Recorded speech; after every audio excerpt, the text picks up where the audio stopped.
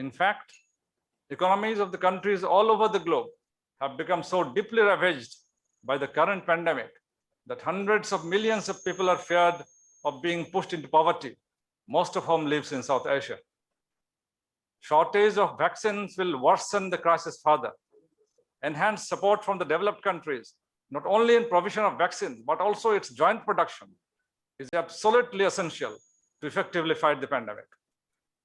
Learned audience, South Asia is being seen by many analysts as a test bed for major power rivalry.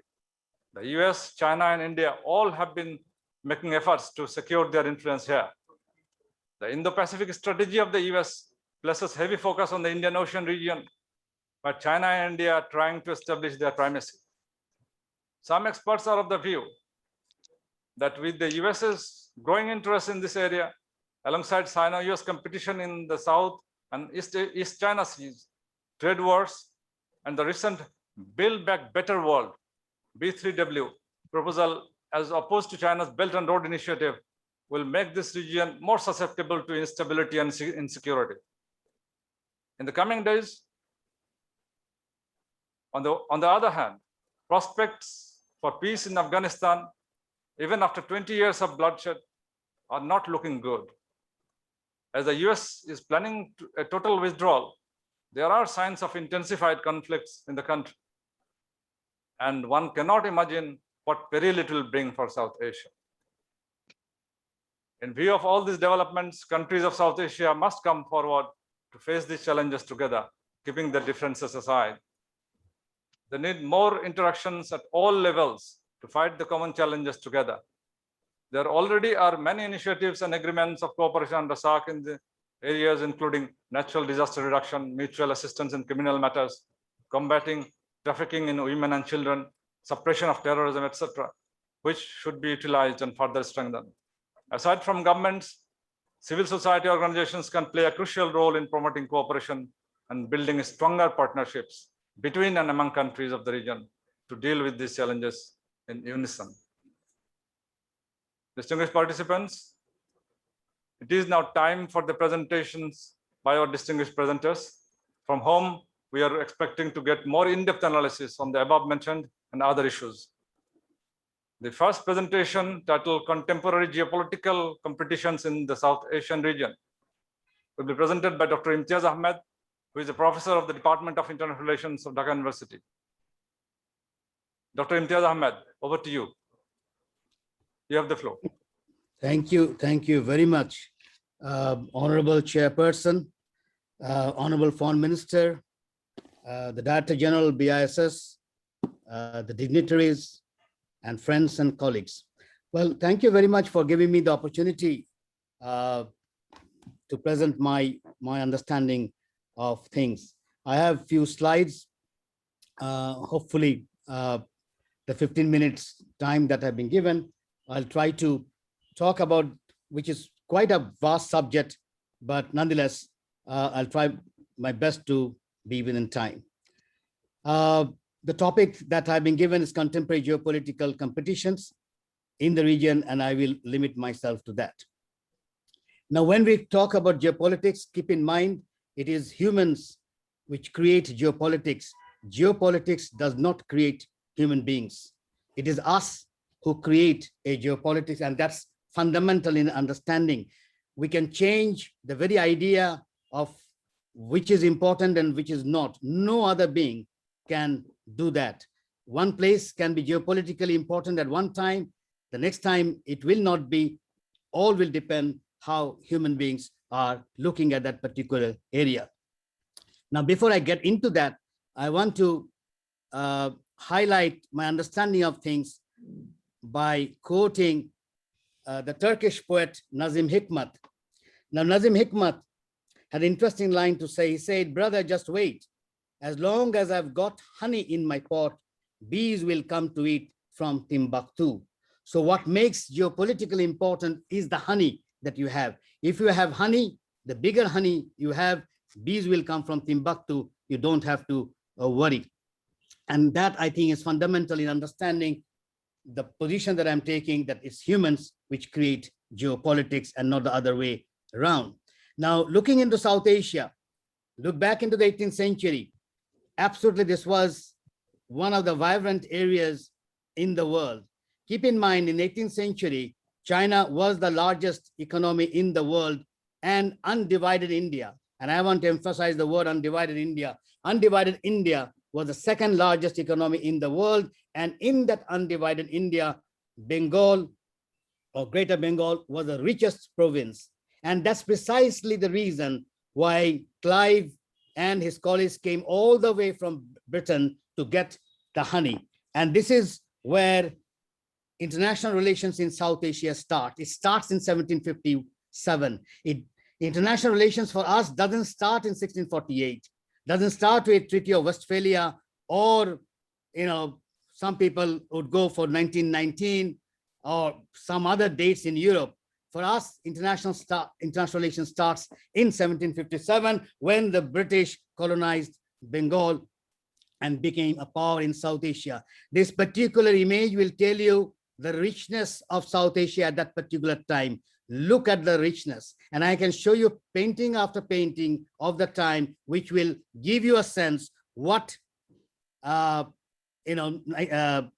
century Bengal was all about. Even the other day, Noam Chomsky in his interview was mentioning about the richness of Dhaka at that particular time. They did not come to a poverty-ridden South Asia or a poverty-ridden Bengal. It is the richness that attracted them.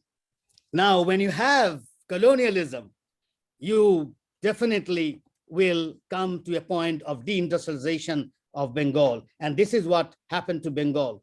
The richest province in South Asia and the second largest economy soon got into de-industrialization. And the two images, I think, will give you enough insights to show where you were and why geopolitically important in the 18th century made us terribly, we did not have, I guess, we were too good people to understand what was going on. Now, when it comes to the West, keep in mind, the West developed through colonialism and slavery. That's the easiest way to understand the development of the West or the richness the West now has. If you minus the slavery, if you minus colonialism, I don't think you are going to get a sense of why you have the West suddenly rising up from nowhere and really dominating the world. And the second image that you had on the right, you will see the triangular, the slaves coming from Africa mainly, and then the raw materials going to Europe, and the manufactured goods conquering the world. They became the richest cotton producer. Britain particularly became the cotton producer in the cotton, what you call manufacturing, and they don't produce any cotton. They don't, they can't even, the weather will not suit, but that did not stop them. That did not stop Liverpool becoming the hub of the cotton world. Now that's the history we have to keep in mind. Now you can't take that particular area for long. And so you had the decolonization. Definitely people would come and protest. And that's precisely the reason why other invasions or other forces that came to South Asia were different from colonialism. And if you go to British Museum, I think it will give you a sense that is very different from the Mughals and the Turks who came earlier to South Asia. Now, on the stream left image will tell you how things changed in 100 years. In 19th century, it was the Western countries would tell the children, go to the colonies and make and seek your fortune. By 20th century, turned upside down. The colonized father would say to the son, go to Britain and make your fortune. It turned in 100 years, turned upside down. Now, with decolonization, it came the globalization, and that's the transformation of capitalism in a remarkable way. Maybe during the discussion we'll tell you, this is not East India Company. Globalization is a totally different ball game in capitalism. Even Marx and Lenin could not foresee, because for the first time in the history of capitalism, production became international.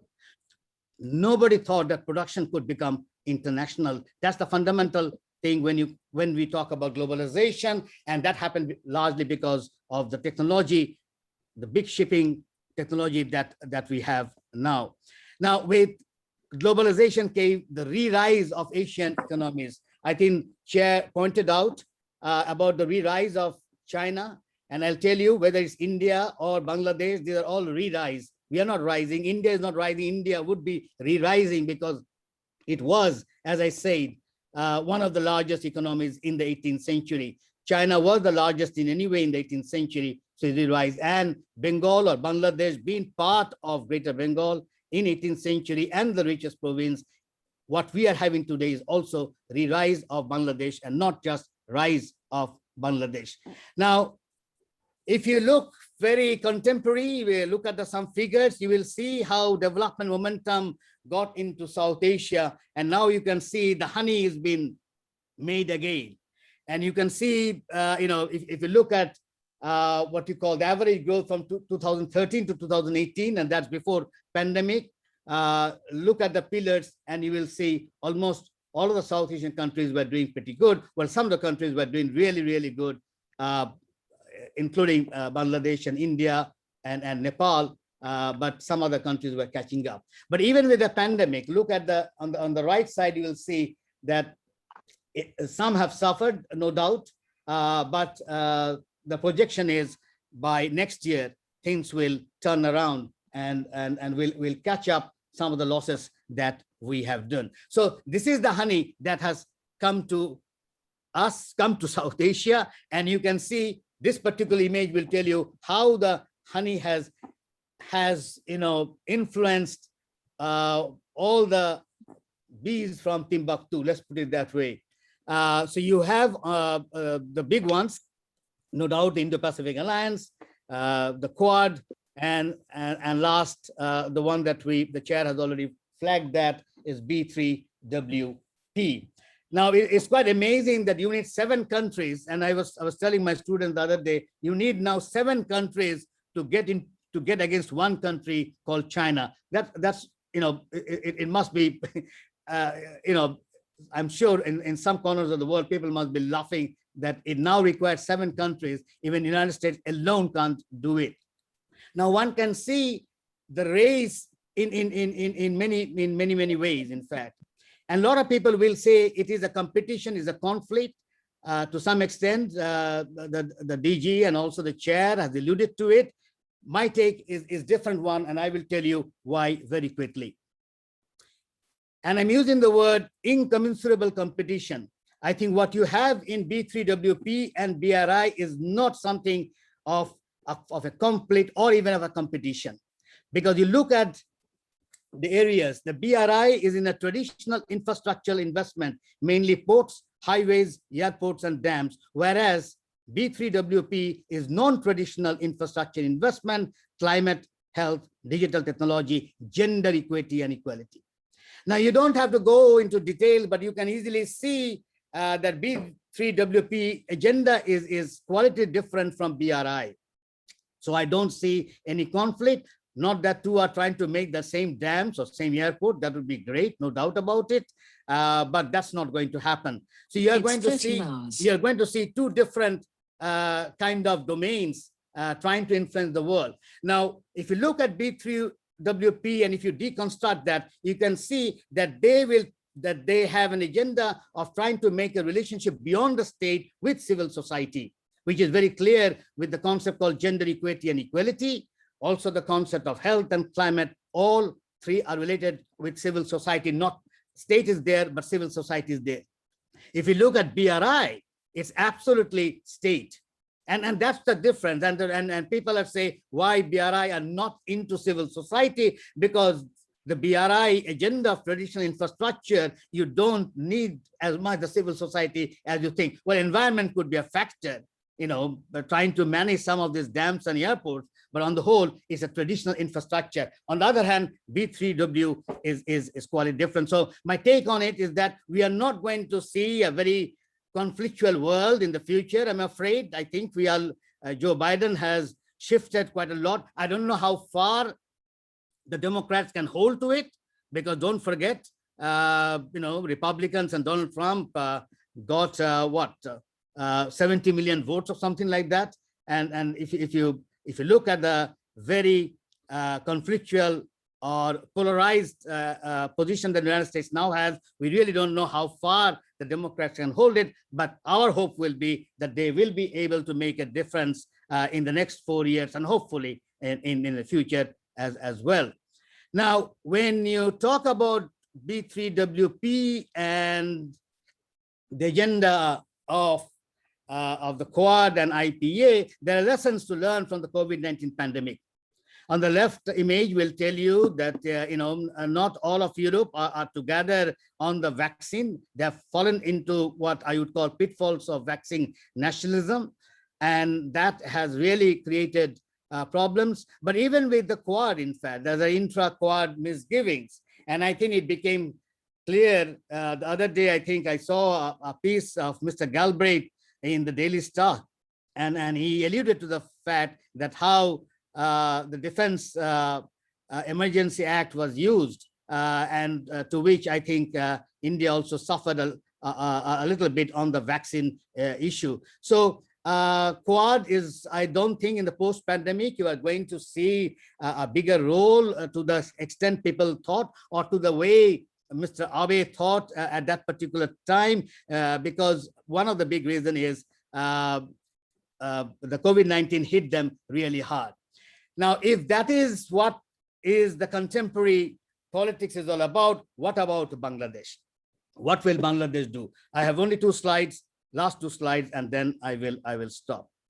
Now, we have a absolutely a tested kind of a foreign policy principle, and this foreign policy principle, people forgot, is a pre-Bangladesh principle. Please keep that in mind.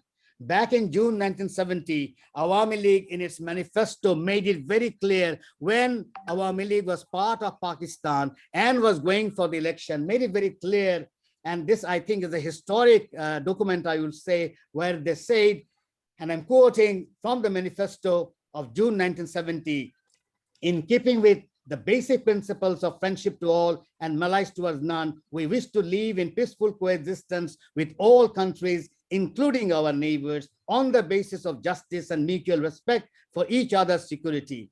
Consistently with this aim, we shall not and cannot afford to be drawn into global power conflicts which are raging in the world today.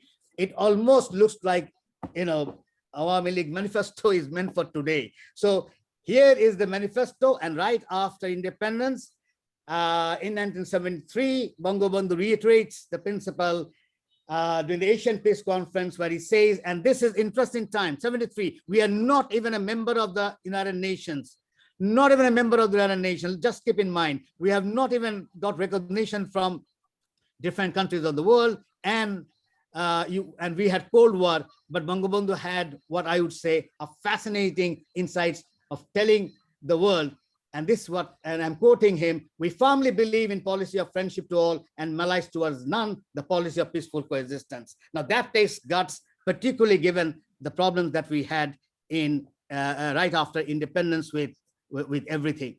Now the last slide would be, this particular principle has really helped us. And this is what I say, we have a growth without enmity. Bangladesh literally does not have absolutely no enemies.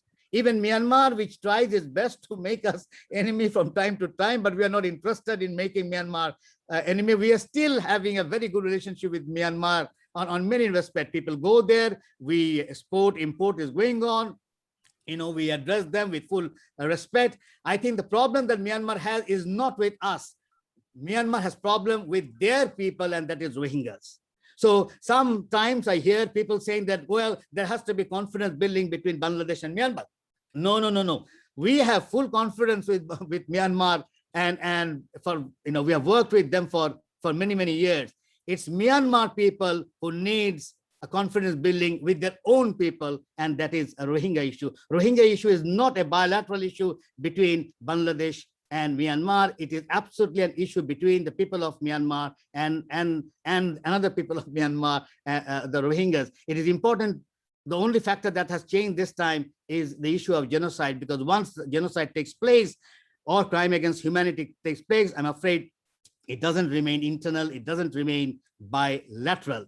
So if it is a growth in mentality, look at Bangladesh. We are in SARC, we are in BIMSTEC, we are in BBIN, we are in BISTIM, and I will tell you, we are in IPA, we are in One Belt, and I can tell you also, we would be very much interested in this Build Back Better, mainly because, as I pointed out, if you just let me go back a second, if it is climate, health, digital technology, and gender equity and equality, no doubt we can be part of it. So I don't see a problem with the world. A lot of people are saying, particularly on the post-Trump era, the United States is having, I think it's a fascinating comeback, and I wish them good luck. And I believe the United States will rise to the occasion, even on the issue of vaccine, once they can hold to their own problems, which they're still facing as we speak today. Thank you very, very much. I think that, yes, thank you very much. Thank you, Professor Imtiaz Ahmed.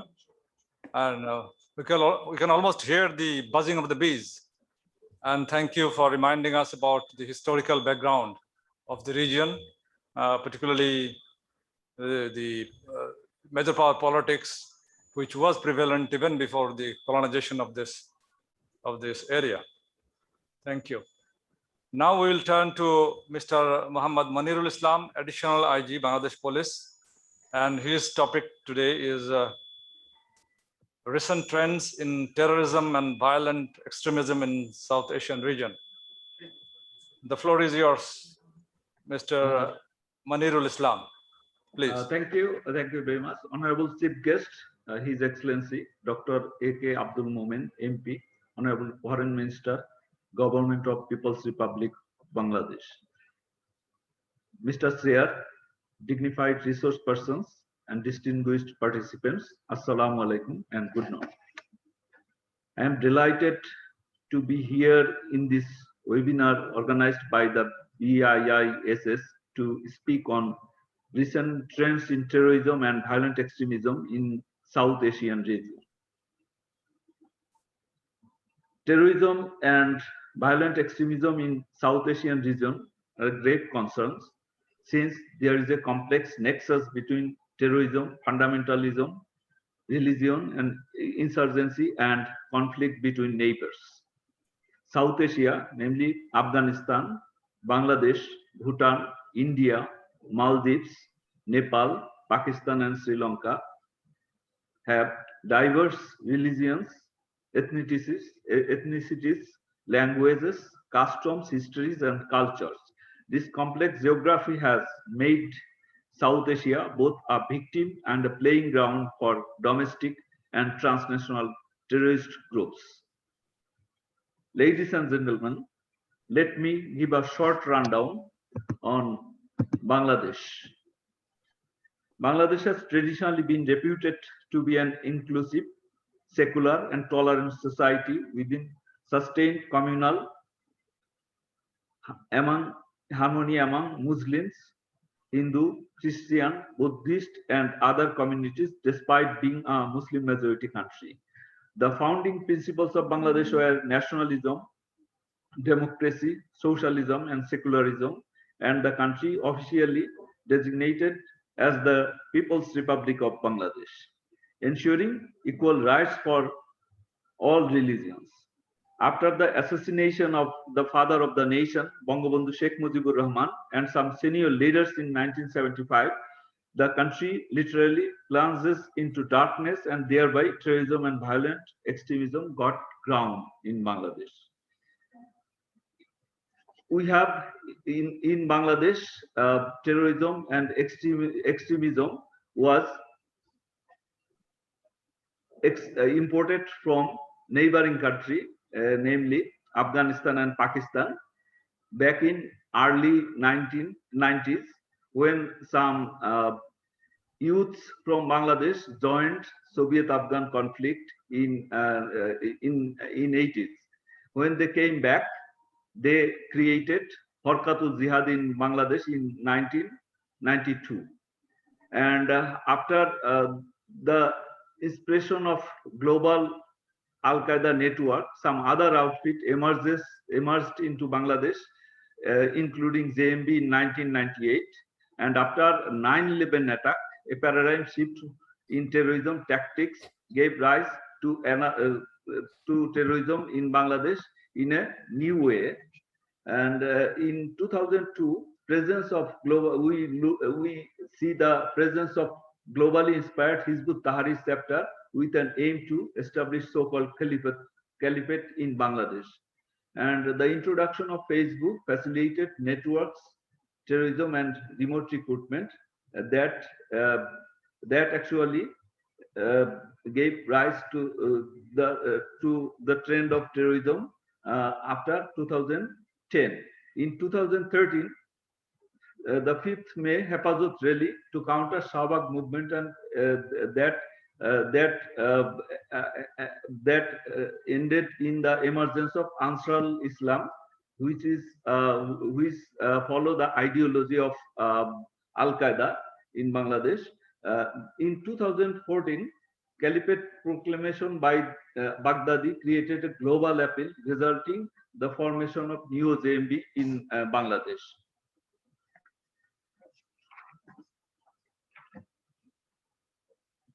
Distinguished presence, now, as of today, Bangladesh experienced 290 deaths from terrorist attacks in Bangladesh, which was orchestrated by Harkatul Jihad, JMB, Ansar al-Islam, popularly known as Ansarullah Bangla Team, and Neo JMB. But the intensity of attack due to the government zero tolerance policy against terrorism and the relentless efforts of law enforcing agencies and intelligence agencies, now we are in a better position. The intensity of terrorist attacks and the lethality of attacks have decreased significantly, as in 2020 we do not see any death from terrorist attack. But now, though the terrorism is under control in Bangladesh, but we are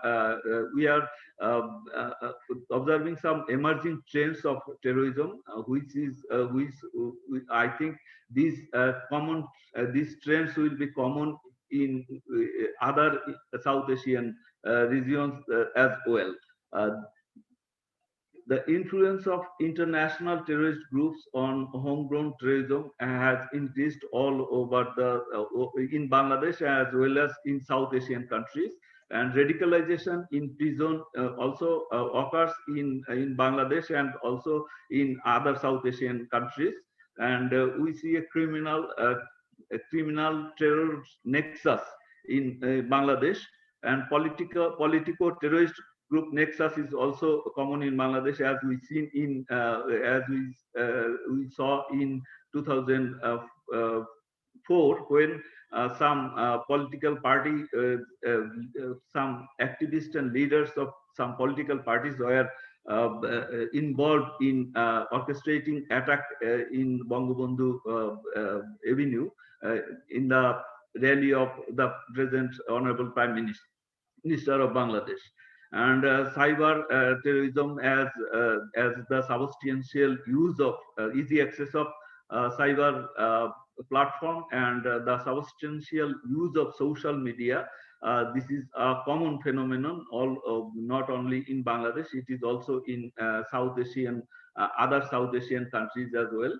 And since terrorist groups are under control, so we are now observing the new trend of lone wolf incident, which does not need any organizational structure or organizational inspiration. And easy access because of the porous border and regional conflict between South Asian region. We have easy access to arms and explosives, and terrorist financing is also the global trend, which is very difficult to track the money trail.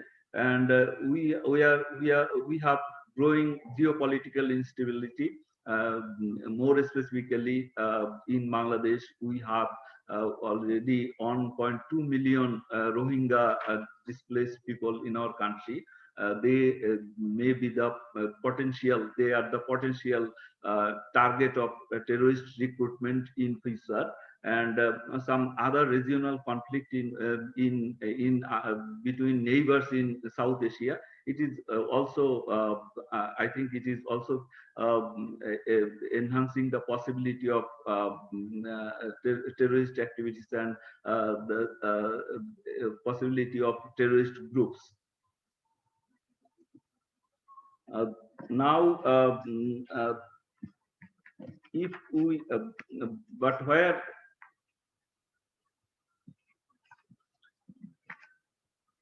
but in comparison to other South Asian countries, I must say Bangladesh is in a better position. Because if we analyze, if we go through the global terrorism index in last few years, it is clear that in Afghanistan, India, Pakistan, the situation of terrorist attacks, since global terrorism index is based on terrorist attacks and the deaths and fatalities, Bangladesh is doing better day by day. In the position of Bangladesh,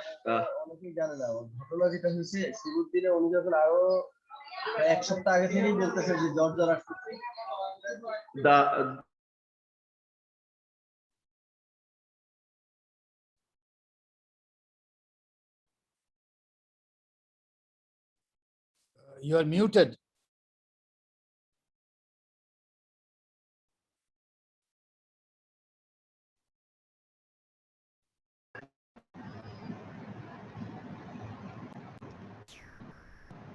if we go through the slide, Afghanistan in position 1 in terms of the threat of terrorism, and the position of Bangladesh is 33, where the position of India is 8 and Pakistan is 7. We are in better position, even better than Sri Lanka, because Sri Lanka stands at 20 now. Nepal 27. Only we have Bhutan is more peaceful than Bangladesh in terms of terrorist threat in South Asian region. But there is no place for complacency, as the threat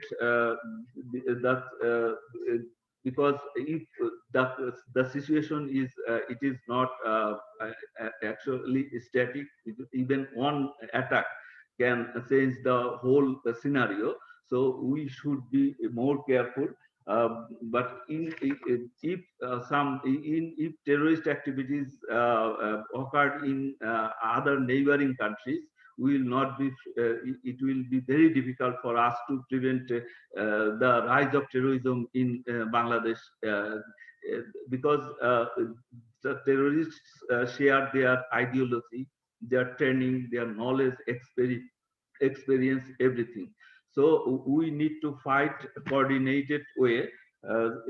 Since South Asia has long confronted complex terrorism and violent extremism challenges, to achieve a safe, secure, peaceful, and developed South Asia, the following measures need to be taken. Multilateral and regional organizations such as SAARC, BIMSTEC, and national governments can work together to devise policy and to strengthen regional cooperation. Priority should be given to implement the UN Global Counterterrorism Strategy between the UN and South Asia and within the region itself.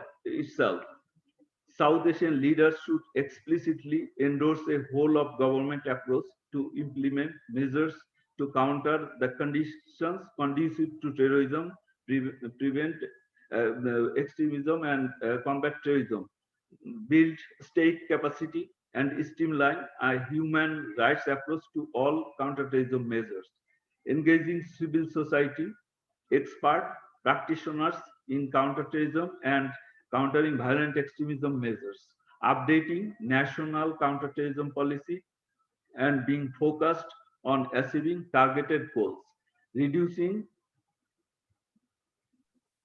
research and intelligence gaps by regional cooperation, building up trust and open horizon of bilateral and multilateral dialogue, sharing intelligence, knowledge, training, and good practices. Since counterterrorism is a complex and long-term process, the coordinated and collaborated counterterrorism efforts can decrease the threats of terrorism in South Asian countries. With this positive note, I thank you all for your patience, hearing, and time. Thank you.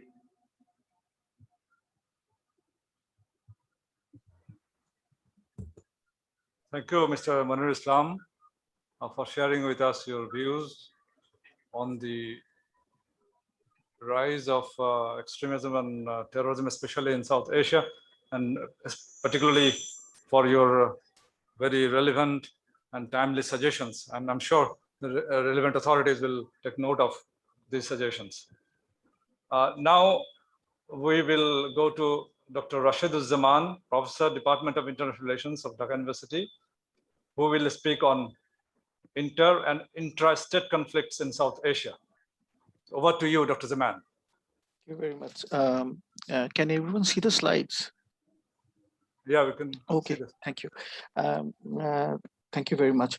I would like to start by giving due salutations to all the distinguished audience. Especially, it's an honor and privilege that the Foreign Minister of Bangladesh,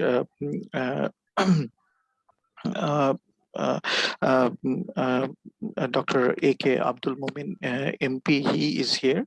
And it's indeed a pleasure also on my part that BASE has invited me to speak on this particular topic.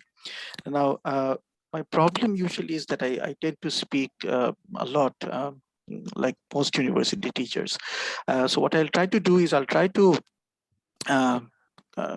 discuss this complex issue within 15 minutes, but maybe I may overshoot the time by 1 or 2 minutes. So I'll request the audience to bear with me. I've been asked by BASE to speak on inter and inter-state conflicts in South Asia, Sino-Indian, Indo-Pak border conflicts, and Bangladesh-Myanmar border issues. Some of these has already been talked about. So I'll discuss, I'll share with you what I think about these complex events which are taking place within South Asia, and what implications may they have for us in the days ahead. So let us start. I start off by just giving out some numbers. Since we're talking about India, China, we're talking about India, Pakistan. I start off by looking at India in the middle, and I point out that, look, India's unsettled borders comprise about 3,488 kilometer long line of actual control, LAC, with China, a 747 kilometer long line of control with Pakistan. So please, ladies and gentlemen, this is very important, LAC and LOC. I'll talk about this later in my presentation. And there is also a 76 kilometer long Siachen Glacier salt range territory between India and Pakistan. Other than the massive financial burden, military manning of all these putative border frontiers over decades has posed a colossal human and logistic burden on the countries. And again, I'll talk about that in my presentation. India's territorial disputes with both its militarily collaborative neighbors are also amongst the world's longest running border conflicts, and all three concerned parties are nuclear weapon states. And this is again something very, very important. And I would like to talk about this in my presentation today. So briefly, the important thing is that when we talk about the Sino-Indian border dispute, so first I'll talk about the Sino-Indian border dispute, then about the Indo-Pak border dispute, and then about Bangladesh and Myanmar. Now, the important thing is that despite the sheer size of territory at stake, India and the border dispute, have never posed a main threat to China's national security. So I'm talking. This is my understanding of the Chinese perspective. I think that the China's approach to military strategy distinguishes the country's main or primary strategic directions from secondary strategic directions. So the Chinese are looking at two different things. So one is something which is very, very important. The other is important, yes, but of course, it's a secondary strategic consideration. So primary strategic consideration refers to the most important threat that China faces and the geographic direction from which in which it should focus its efforts. Secondary strategic directions, on the other hand, include other potential sources of armed conflict that are secondary or less important. It can change, for example, if you have instability in Tibet, or hypothetically in a chain reaction, when China faces simultaneous threat from another direction, then the secondary threat may become a primary threat. But as I said, I mean, this is something which may happen, which may not happen. So it's a hypothetical scenario. So I tend to look at the Sino-Indian border dispute in four phases. Since 1962, from China's standpoint, the challenge to stability on Indian-China border have varied. The main goal from the Chinese side in the 1962 war was to restore stability by evicting Indian forces from territory controlled under Jawaharlal Nehru's forward policy, and to compel India to negotiate a final solution based on the package deal with which Zhou Enlai and Jawaharlal Nehru had discussed in 1960, and which the Indian Prime Minister, of course, dismissed. The second phase, from 1962 to mid-1990s, saw a clash at Nathula in 1967, and then a crisis over Somdong Trongcho in the eastern sector in the mid-1980s. The third phase starts from 1993. You have two border agreements which brings peace and tranquility and allows broader China-India relationship to flourish. But then, of course, we have the fourth phase where we are right now, changes on the border since 2000. And of course, this has led to increased transgressions in areas where the two sides differ regarding the line of actual control. Often described in the Indian media as transgressions and incursions, these result from the ambiguity of the LAC. Unlike India's LOC with Pakistan, LAC has never been depicted on map. In 13 sectors, China and India hold different views regarding the location of LAC. Agreements of 1993 and 1996 also do not cover the broader efforts to enhance military infrastructure in border areas, and thus leads to incentive to build infrastructure and consolidate control on the other side. And once the other opposing party does this, there is this action-reaction chain which comes into play. So the other party automatically reacts, and this leads to the rise in tensions. The second change is the modification of the Indian military forces directed at China. China thinks that particularly as this idea of mountain strike corps comes up, as more and more troops deployment are brought along around Aksai Chin, Arunachal Pradesh, and as the Indian military undergoes changes, so this is something which in China has to take into consideration. And the third change was an increase in the frequency of Indian patrols along the LAC. So this is from the Chinese side. Now, after what is important for us as far as this particular presentation today is concerned, that after Doklam in 2017 and Ladakh in 2020, I believe that there are changes in the air. And of course, if one looks at the literature which is coming out from India right now, the shift seems to be that there is this new strategy against China, which is based on what is called credible deterrence.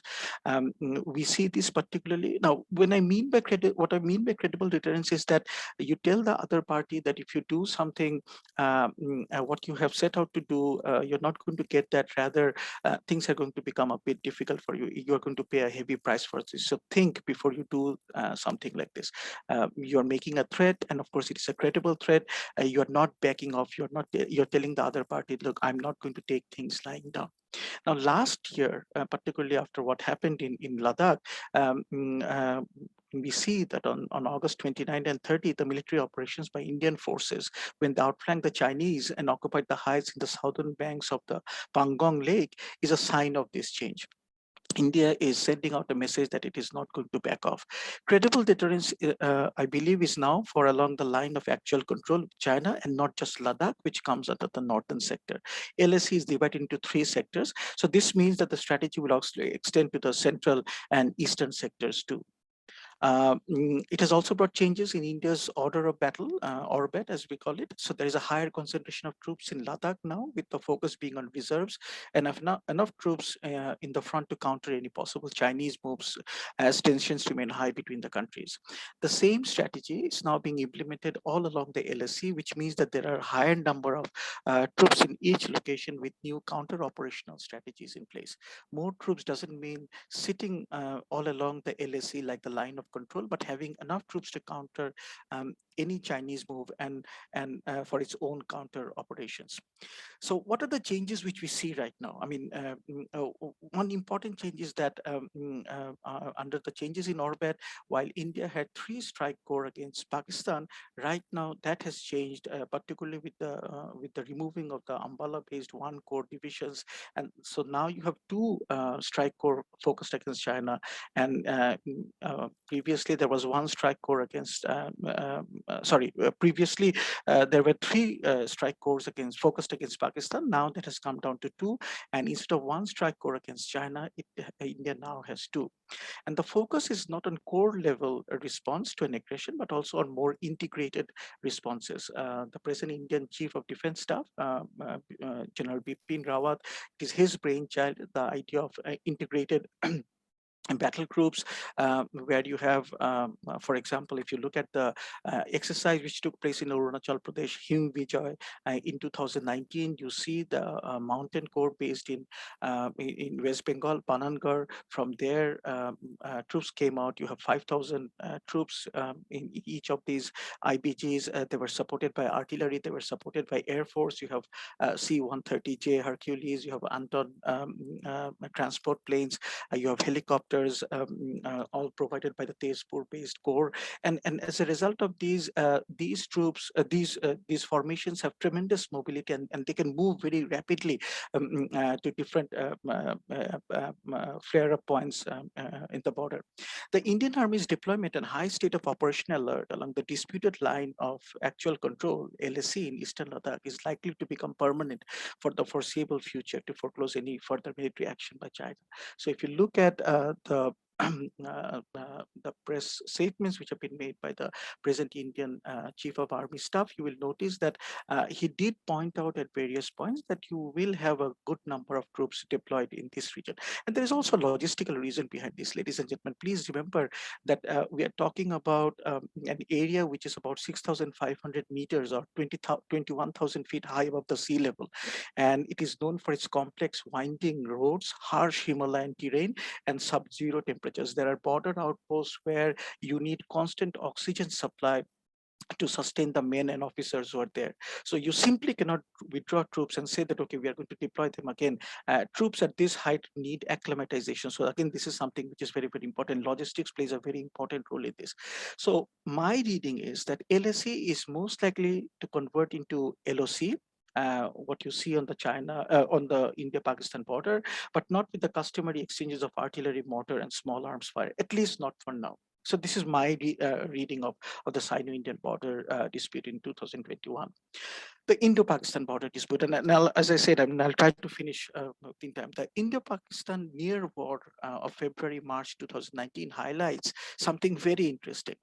It is not something which we often pay attention to. We look at what is being played out on TV channels. We think that, okay, this action has taken place, an aircraft has been shot down, nationalism gets hyped up across the borders. But what is much more important, the nuance which academics have to take into consideration, is that we are seeing big changes taking place, particularly when it comes to India's understanding of nuclear strategy. So what I want to highlight in this presentation is that the India-Pakistan near war of February-March 2019 highlights India's ongoing evolution in strategic thought and practice since its emergence in 1998 as an overt nuclear weapon possessor. So what does it mean? It means that there is an increasing willingness to engage in intentional escalation of conflict with a nuclear armed rival, willing to be the first to use nuclear weapons, challenge certain academic assumptions about the behavior of nuclear weapon states. Traditionally, we have always been told that whenever countries possess nuclear weapons, they do not do anything like this. So there is something called what we call nuclear learning. But what we are seeing right now in India taking place, and this is very interesting, is that a nuclear unlearning. So what India is trying to do is India is trying to fit its strategic orientation regarding nuclear weapons with regard to the context in which it operates. So in other words, it is cutting its clothes according to the to its needs. So in particular, the present unlearning undermine the expectations of nuclear revolution theory, which anticipates that nuclear and conventional restraint among nuclear armed rivals through the fear of mutual assured destruction. I argue that that is gradually changing. So this is something which is very, very important. So, as I said, the model of nuclear learning, which underpins this theory, in which new nuclear weapon states gradually absorb the restraint through the policymaker learning. What Soviet Union and America had done at one point of time, the nuclear weapon states, which are in the second nuclear age, they are also going to do the same. India for a long time did follow that, but we are now, my argument is that we are now seeing this change. So what has happened is that India is now pursuing its own revolution in the direction of creating capabilities for flexible response and escalation domination. In the Balakot airstrike, one sees India's thinking through counter-force options. This present stage of Indian nuclear learning brings it closer to the adoption of a de facto flexible response strategy in bridging India's potential conventional and nuclear operations within a single spectrum of escalation domination. So in other words, India is not going to be let others act, but it is going to play an important role. The script is going to be in India's hand. Indian officials have argued that such actions in preventing the need for decision makers to consider nuclear use in a major crisis help to uphold the nuclear non-first use policy. So in other words, once you have this, the chances of nuclear war really goes down.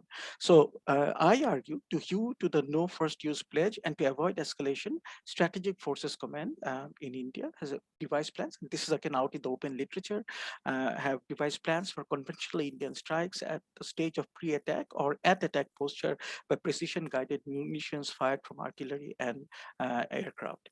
There is confidence in Strategic Forces Command, if you read the literature, that satellite-based sensors will provide credible evidence of any nuclear strike preparations by regional adversaries. So, and of course, it is also the Strategic Forces Command has also established its own independent intelligence coalition analysis department, which presumably focuses much of its attention on locating and monitoring adversaries' nuclear forces.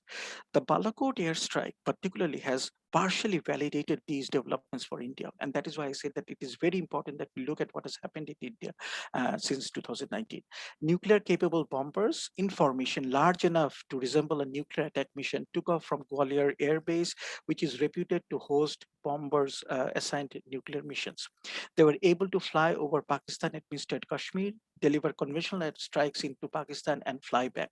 While doubts persist about whether any targets were attacked, India was nevertheless able to demonstrate its ability to conduct an airstrike within Pakistan undetected until it is too late. So what does this mean? There is a lesson which one has to take from this. And the lesson is this, that in responding to the Pulwama terrorist incident with an airstrike on Pulwama Balakot, a limited airstrike that did not provoke a nuclear response, it is believed that Prime Minister Modi has managed to raise the nuclear threshold. Note that India at the same time, and this is something which we seldom discuss, that the Indian army at the same time was successfully locating Pakistan's potentially dual capable submarines. This is something which seldom again comes out, but I would like to highlight on this. And again, this adds to what the point which I've been trying to make. So India's nuclear learning is thus aligning with a new era of counterforce, including increased signs of doctrinal and posturing flexibility geared towards achieving escalation dominance across the spectrum of warfare. This further reflects a gradual recognition in India that the tenets of the theory of nuclear revolution are increasingly inappropriate for India's security needs.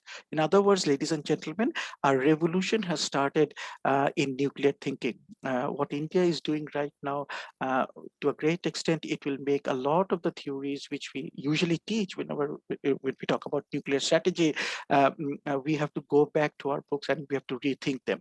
So I will end very quickly. So the question is this, that what does this mean for Pakistan particularly? And this means trouble for Pakistan, because Pakistan, what it has done is that it has embraced this idea of tactical nuclear weapons over the last 1 decade, in keeping with its overall reliance on what we say is asymmetric escalation posture.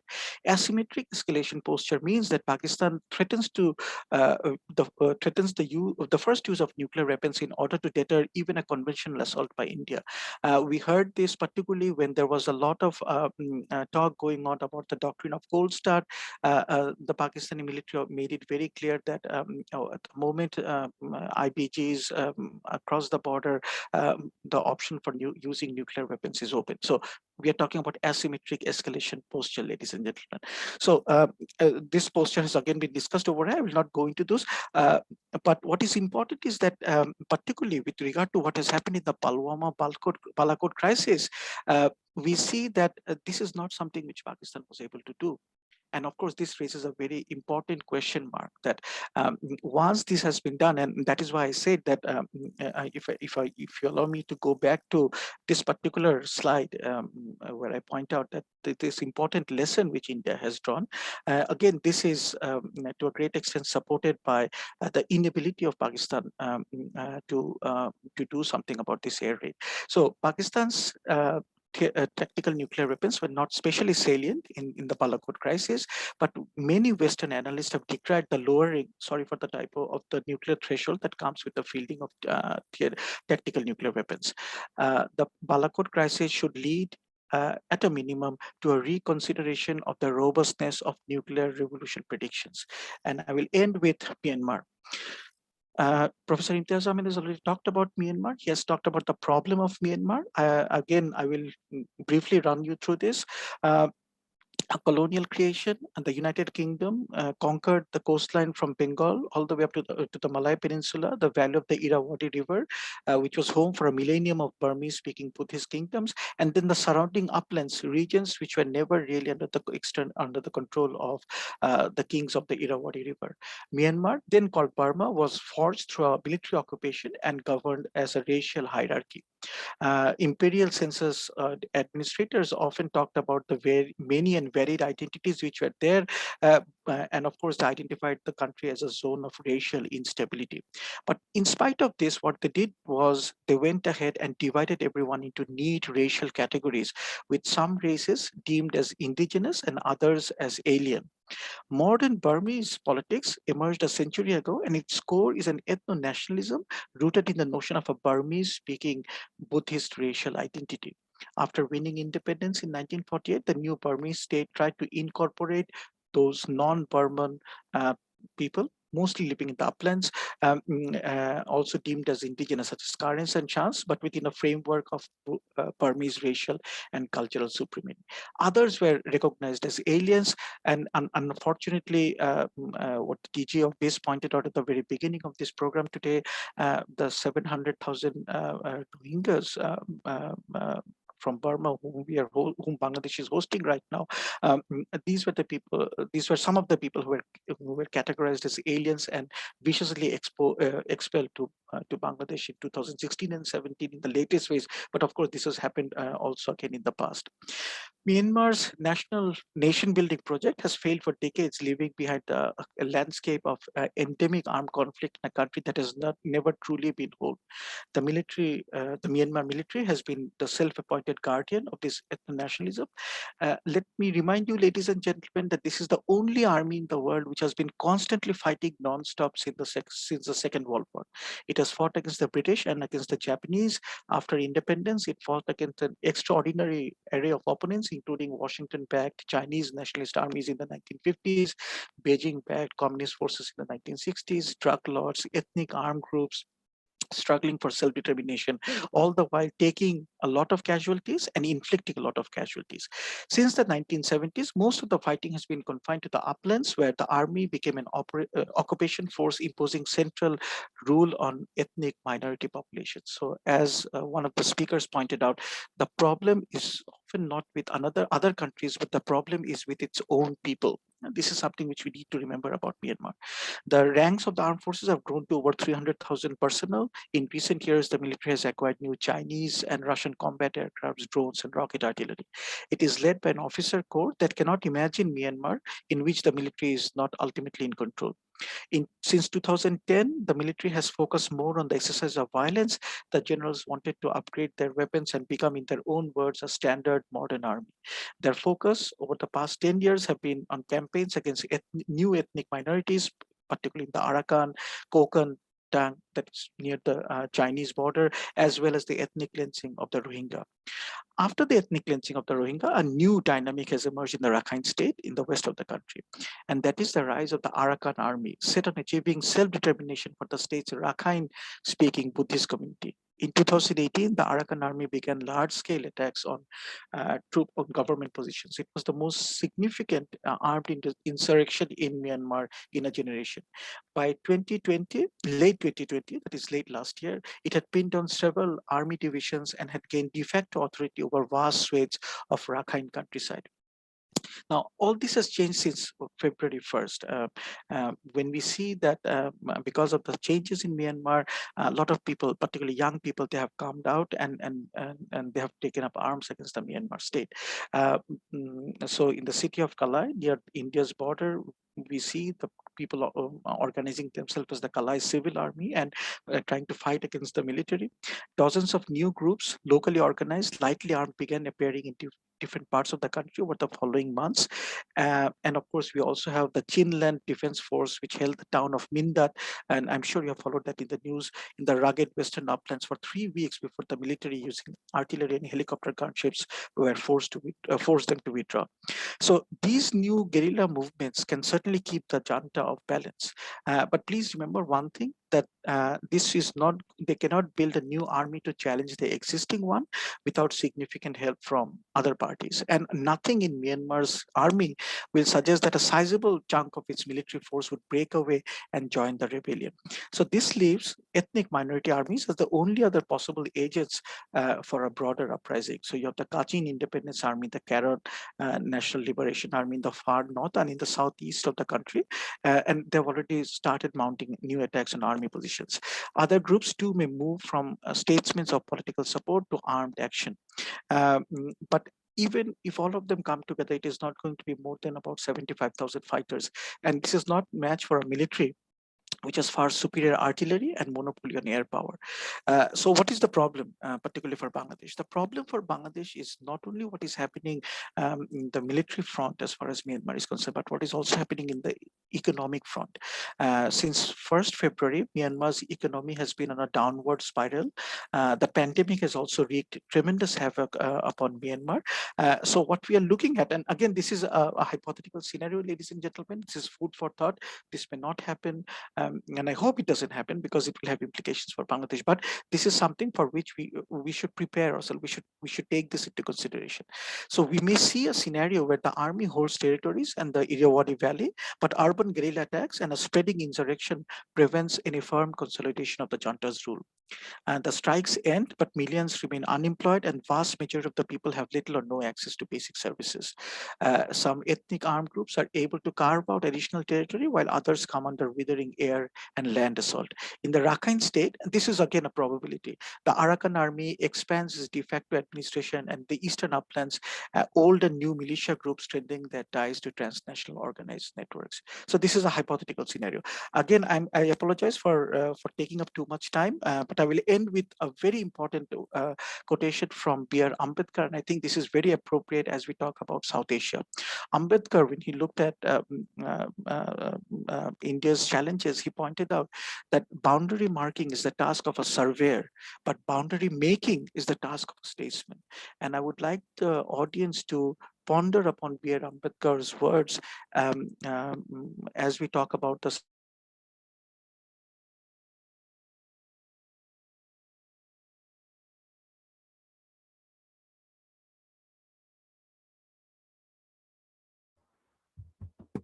I think there is a problem with the audio. We can't hear you, Razaman. Can you unmute your computer, please?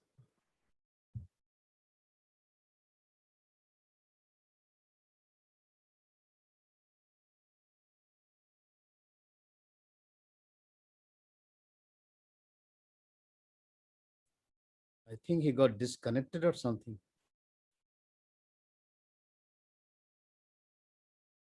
Anyway, that was his last slide. Yeah. Yeah. Yeah. Excellency, Honorable Foreign Minister, with the kind permission, we will move on, since he was in his last slide. I know he was almost concluding his statement with a quotation. And we thank Dr. Zaman for highlighting the changing dynamics of bilateral conflicts in South Asia, and particularly about the new thinking and particularly transformations in strategic thinking in the region. Now it's time to listen to Brigadier General Manirul Islam Akan. He is a Director, Overseas Operations Director at Army Headquarters. He will present a paper on peacekeeping challenges at present times, the Bangladesh perspective. Over to you, General Akan. Bismillahirrahmanirrahim. I'll start the presentation by referring the Constitution of Bangladesh. As I quote in the prelude, it's written, "We may prosper in freedom and may make our full contribution towards international peace and cooperation in keeping up with the progressive aspiration of mankind," unquote. Father of the nation, Bangabandhu Sheikh Mujibur Rahman, during his historic speech in the United Nations General Assembly in 1974, strongly reiterated the significance of global peace and assured the participation of Bangladesh in future peacekeeping efforts by the United Nations. So as per the Constitution and as per the promise made by the Father of the nation, Bangladesh, particularly Bangladesh Army today, is a lead player in global peace. Honorable Foreign Minister of Bangladesh, His Excellency Dr. A.K. Abdul Momin MP, respected Chairman and Director General of BIS, and very distinguished audience, Assalamu alaikum and a very good day.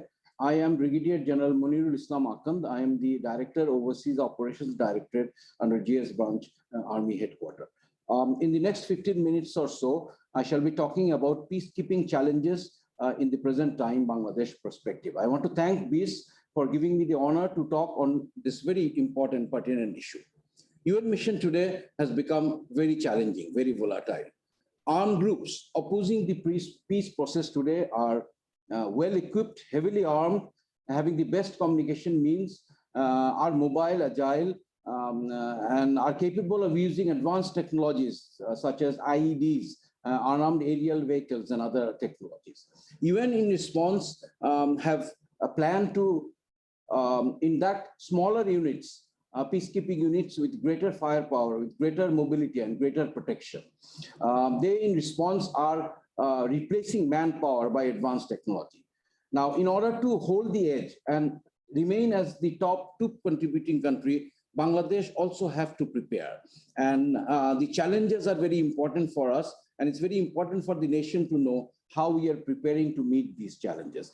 I'll present the presentation as per the sequence shown on this slide. I may take a couple of minutes more than 15. A little bit overview just to bring everybody onto the platform. Our proud history of global peace and international humanitarian operation started way back in 1973, just 2 years after our independence, by sending a group of doctors to Damascus, Syria. We stepped into the blue helmet in 1988 by sending a group of military observers to Iraq and Iran. Major General Rahman, I think he's connected, the ex-DG was a member of this group. Since then, we have never looked back. From Bosnia to the north, to Namibia to the south, from Haiti to the west, to East Timor to the east, Bangladesh Army has participated in 55 missions in 40 countries in 4 continents. More than 142,000 personnel from Bangladesh Army have participated so far, and it's more than 176,000, including Bangladesh Navy, Air Force, and Police. In the process, 156 Bangladeshi peacekeepers have embraced martyrdom, and 240 were seriously injured, a majority, of course, from Bangladesh Army. Currently, we are deployed in 8 UN missions, out of which we have contingents deployed in 5 missions as marked in yellow, which includes Western Sahara, Mali, DR Congo, Central African Republic, and South Sudan. Since October last year, Bangladesh is the highest troop contributing country. We are proud to hold this position, and this is the 11th time we became the highest troop contributing country. As on today, almost 7,000 Bangladeshi peacekeepers are deployed globally. Bangladesh Army currently has 16 contingents deployed, infantry battalions 4, another 4 engineer contingents. So 16 contingents is the highest number of contingents from any country deployed. So far, we have provided 6 force commanders, 7 deputy force commanders, and a large number of sector commanders. The current Chief of Army Staff, General Shafiuddin Ahmed, was a deputy force commander in CAR. But we truly believe, being the highest troop contributing country for the 11th time, we deserve more senior positions even in UN peacekeeping operations. Changing spectrum of UN environment. I'll cover this very important topic as per the sequence shown on this slide.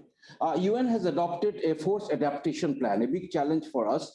They are downsizing the force. They don't want larger units, and they want to divide it into smaller units with greater mobility and greater firepower. We have currently an infantry battalion in Mali. The strength is 850, and I'm replacing this battalion in August. The strength is only 650, 200 less.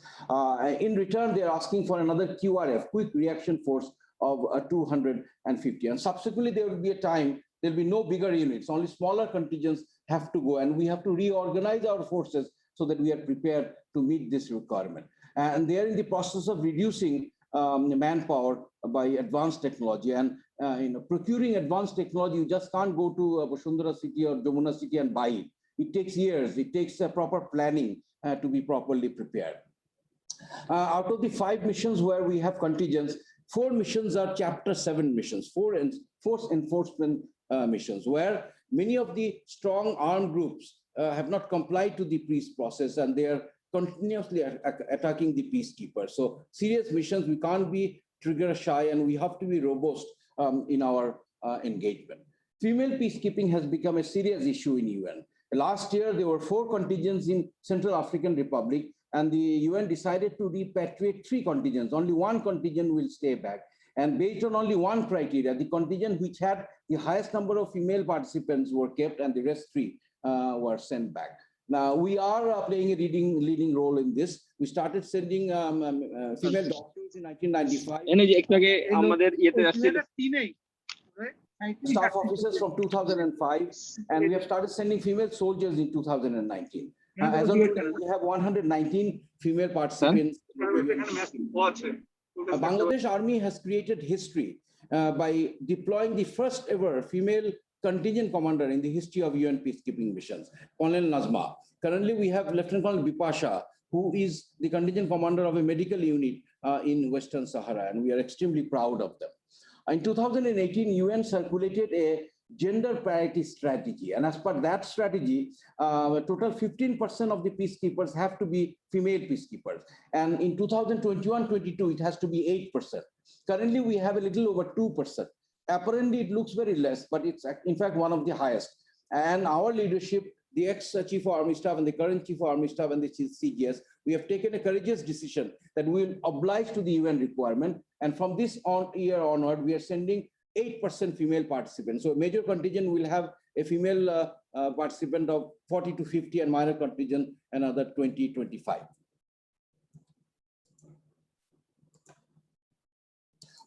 We provide two categories of contingents in UN mission: maneuver contingents and enabler contingents.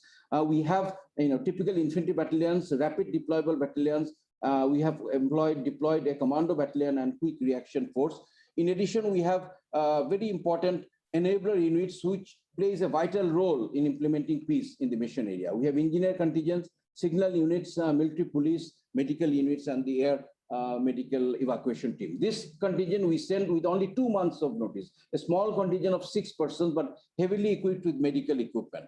But we also want to provide contingents with higher technology, greater technology. We are the highest troop contributing country, but we are not receiving the highest amount of reimbursement. So we want to get that pie. So we are preparing a explosive ordnance disposal unit, a helicopter unit comprising of 3 Mi-17 helicopters, an unarmed aerial vehicle unit, riverine engineer, and a bridging contingent. Now, these contingents have comparatively less manpower, but we will get huge reimbursement for the equipment that we deploy. UN is not as rich as it was before. I'm sure the Honorable Foreign Minister, when he served there, there are serious constraints in the budget. As per the UN law, the life cycle of all the vehicles and equipment is 7 years, and UN is supposed to pay for returning this equipment. Now, for everything that we deploy, from a tank to an MRAP to an APC to the uniform, the pen, phone, whatever we use, UN pays the reimbursement. And after we invest, the government pays us the money on a UN code, and we procure the equipment. And from 4 to 7 years, it takes 4 to 7 years to recover the cost, and the equipment becomes ours. And today we have more than 700 APCs. Only 100 are deployed, and we are the owner of the 600 APCs with the money from UN. So this is how Bangladesh Army is also progressing, and we are being able to own advanced equipment and vehicles with the money from UN. There are some delays in compensation. It takes a year or two for the reimbursement to come. We continuously pursue them. We keep in contact with Bangladesh Bank because we want this money to be received by Bangladesh government as soon as possible. And for budgetary constraint, UN is reducing the number of peacekeepers. This is a serious issue. UN mission nowadays have become very hostile. The number of casualties, number of incidents have increased exponentially. And the worst part is UN peacekeepers are targeted, which never happened before. Before, there were casualties in the mission, accidental fire, cross-firing, military vehicle accident, etc., etc. But now there are serious attacks against peacekeepers. Just a few days back in Mali, the terrorists attacked a Chadian camp, and they killed the deputy force commander, Lieutenant Colonel, another 14 individuals. This slide shows the gradual increase of deceased peacekeepers from Bangladesh. As you see, from 1989, how it has increased. And I'm sure that this graph is even higher, having a higher angle for other countries. Bangladesh is still better compared to other peacekeeping nations. This slide shows the hostility against Bangladesh peacekeepers in primarily 4 missions that we are deployed, and Mali is the worst. 2 months back, there was an ID attack on an MRAP of Bangladesh Patrol. The MRAP flew into the air 6 feet and fell down, and the terrorists were firing on the patrol. And because of the jerking, 3 soldiers were injured. They broke their bones, but nobody was killed. But if this was an APC or any other vehicle, 9 passengers would have perished. And we deployed these MRAPs in its mine protective anti-ambush vehicle, having a 6-inch plate at the bottom. And Bangladesh government took the initiative to buy these MRAPs from Turkey, although it was not included in the SUR, Statement of Unit Requirement. It was not a requirement of UN. But the Honorable Prime Minister of Bangladesh, the government of Bangladesh, and our leadership, our priority is to ensure the safety of our troops and to ensure the operational capability of our contingents. And we are ready to invest whatever is necessary to provide the most advanced technology, most best protective vehicles and the best weapons that are necessary for our missions. Congo is also very volatile. They killed the serving Italian ambassador in Congo just 2 months back. With all his protections, he was killed. CAR is also very dangerous. For the time being, South Sudan is comparatively peaceful, but it's a ticking time bomb. Anytime the situation may change and the situation may differ. One serious challenge today is multiple players in the mission area. I just visited Mali a couple of weeks back. When I did my mission in Bosnia and Liberia, we had UNMIN and UNPROFOR, and they were the sole authority to implement peace. In Mali, I've seen besides the government force, you have the MINUSMA, the UN force, you have armed group who have compiled to the peace effort, you have the Barkhanes, the French, you have G5, Sahel, the African 5 countries operating there. And some of these elements also have their personal agenda. And there is a serious lack of coordination and sharing of information between the forces. At times, Bangladeshi contingents hear firing and they don't know that some other force is operating in that area. And this creates a lot of confusion. And this is applicable not only in Mali, it is also applicable in MINUSCA. In MINUSCA, the government has hired Russian mercenaries who are fighting on behalf of the government. And they conduct different operations, violate human rights, and the blame comes to MINUSCA, the UN peacekeeping forces. So this is a serious challenge that UN peacekeepers are facing currently. The challenges of Bangladesh Army in adapting to the changed UN environment. Just Mali, the terrain is so hostile. The temperature was 54 degrees when I was there. And within the 5 days, I faced 3 sandstorms where you can't see, you can't breathe.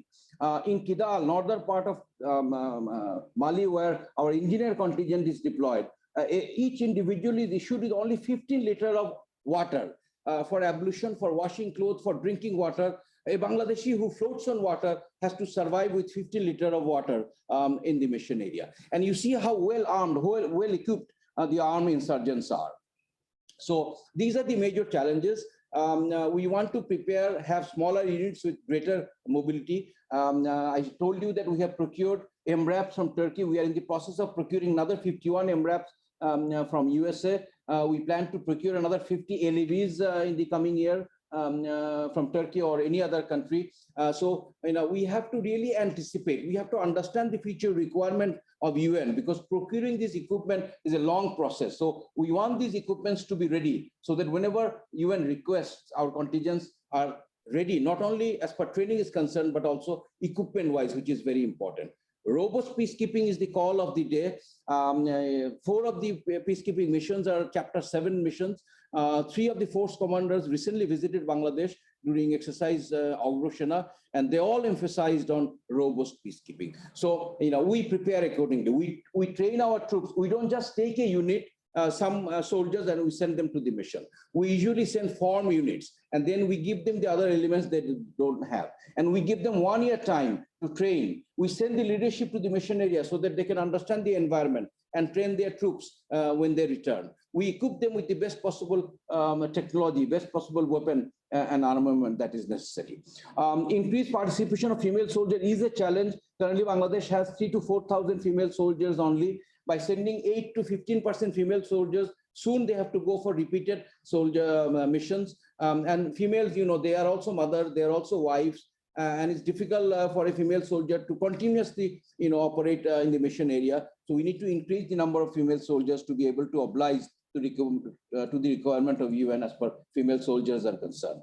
There are increased number of casualties in the mission area, and that's a part of our job. We are meant to do that, but we emphasize on creating the right mindset.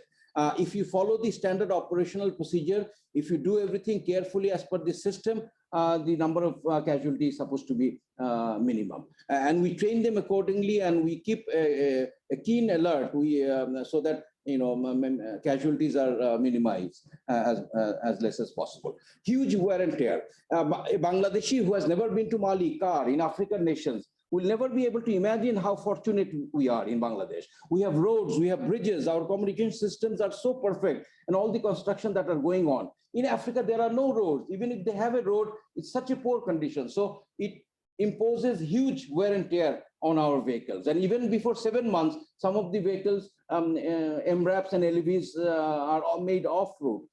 So we invest, we send spare parts, we send money to the contingent, and we want these vehicles to remain operational throughout the mission. Language is a serious issue. We can speak English, but most of the mission area francophone, they speak French. So we try to train the peacekeepers on French language, but you can't learn a language. I'm still learning Bangla and English in a couple of months. We hire interpreters, we train officers, and we hire local interpreters in the host country. Now, how we are preparing, how to face the challenges, I can say with confidence, Bangladesh, not only Bangladesh Army, Air Force, Navy, and Police, I think we are the most prepared troop contributing country for UN peacekeeping missions. UN has introduced a 4-tier selection procedure. You can't just send a contingent so easily now. You have to go through these 4 tiers. When you pledge for a unit, it is in level 1, and it goes through a number of interviews, physical visit, and finally you are in the RDL level, ready to deployment level. And in this level, you should be able to deploy within 2 months. Any contingent in RDL level is sitting in Bangladesh, doing its operation for Bangladesh, but will receive 25% of the reimbursement for the country-owned equipment. So it's a big profit for any country who can have contingents in RDL level. You'll be happy to know that Bangladesh Army has the highest number of contingents in the PCRS system, United Nations Peacekeeping Readiness System, 15 contingents. And we have 3 contingents in the RDL level and others in different other levels. Last week, we had a inspection, and for the first time, 7 contingents were interviewed through VTC. And these 7 contingents will be elevated to level 2, increasing their possibility for deployment in UN mission. This is just a list of the equipment that we are buying, huge amount of equipment we are buying. We really have to calculate and anticipate because this takes time. We want our contingents to have the full equipment. Just a quick rundown of the different equipment that we have. Rotation, each contingent which are deployed, it deploys for 1 year, and then another contingent is deployed, rotated. And we give the new contingent absolutely full 1 year time to prepare. And we send the leadership to see the environment, visit the missionary, and come back. And throughout the process, we maintain the contingent. So all their equipments and vehicles are en route, are capable of fighting. And then we replace them after 1 year. Bangladesh Army has introduced a 12-month cycle, a module, to address the human resources training and logistic aspects of preparing a contingent. And this process has been highly acclaimed by UN. Many countries, troop contributing countries, have taken this format and they are using it currently. So from the time when warning order is issued to the time when they get onto the aircraft, I mean, every step is calculated as per this schedule. UN requires that a contingent should train 11 to 14 weeks before deployment. In fact, we provide much bigger training, more than 14 weeks. And these trainings are very effective before they deploy. BIPSOT, is the finest globally acclaimed training institution for peace support operations.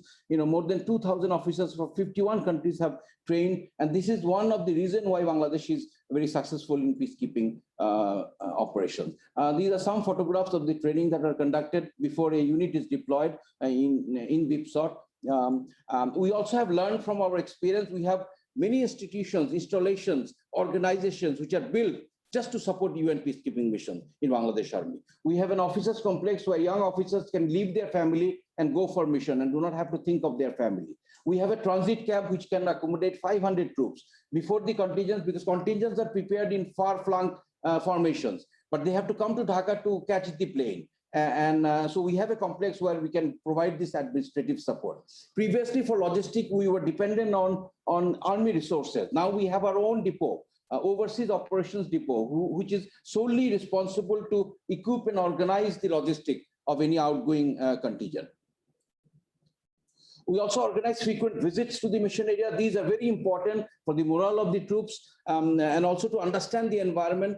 We organize parliamentary visit. The chief visits very frequently. Soon a team will go to Kar. A media team was in Mali. They just came back. I'm sure some of you have seen the report Munni Shah and others are doing in Jamuna and ATN TV on the hardship that the mission contingents are undergoing. I don't want to talk about achievement. I don't know where to stop, how to start. But we are the first country to vaccinate our troops before they were employed for UN peacekeeping mission. That's a great achievement. And one of the reasons we are successful is we love the people of the host country. We are very expert in doing CIMIC activities. We provide them medicine. We build roads, bridges.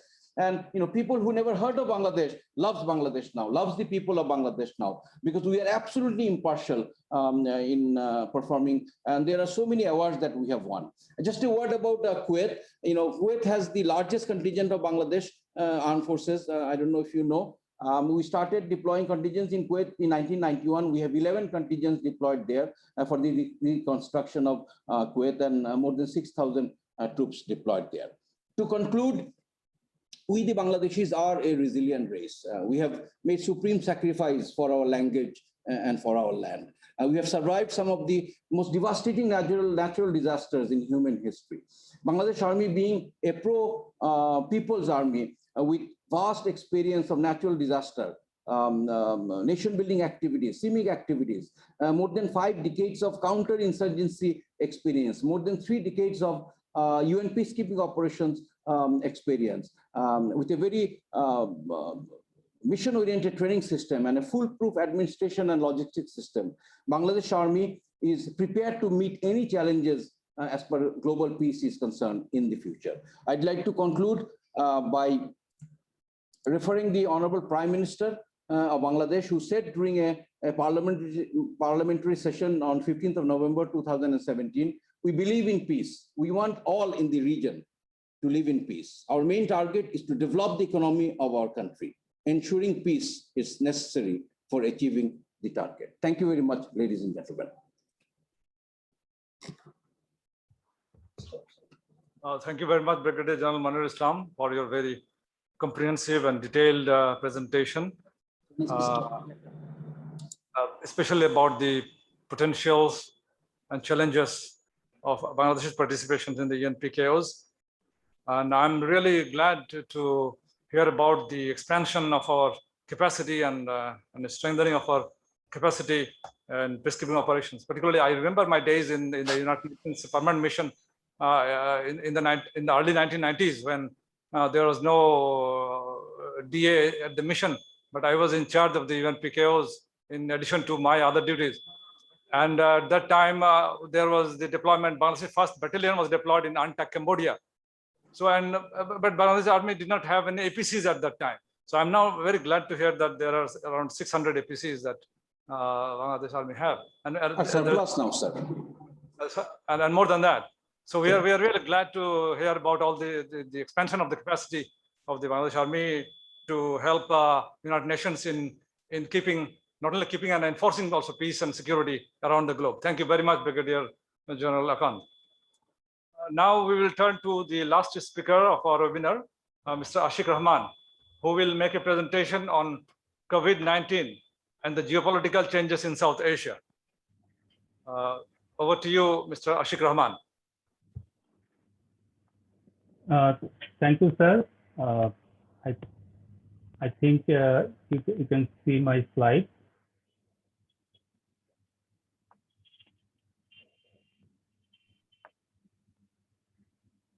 Yes, go ahead, please. Thank you, sir.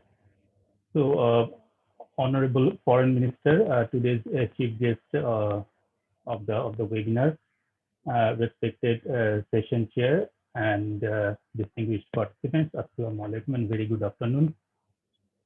So the focus of my discussion will be COVID-19 pandemic and its concomitant geopolitical ramifications for the region of South Asia. And what I'll try to do is that I'll try to see if there are any changes in the existing geopolitical scenario of the region of South Asia.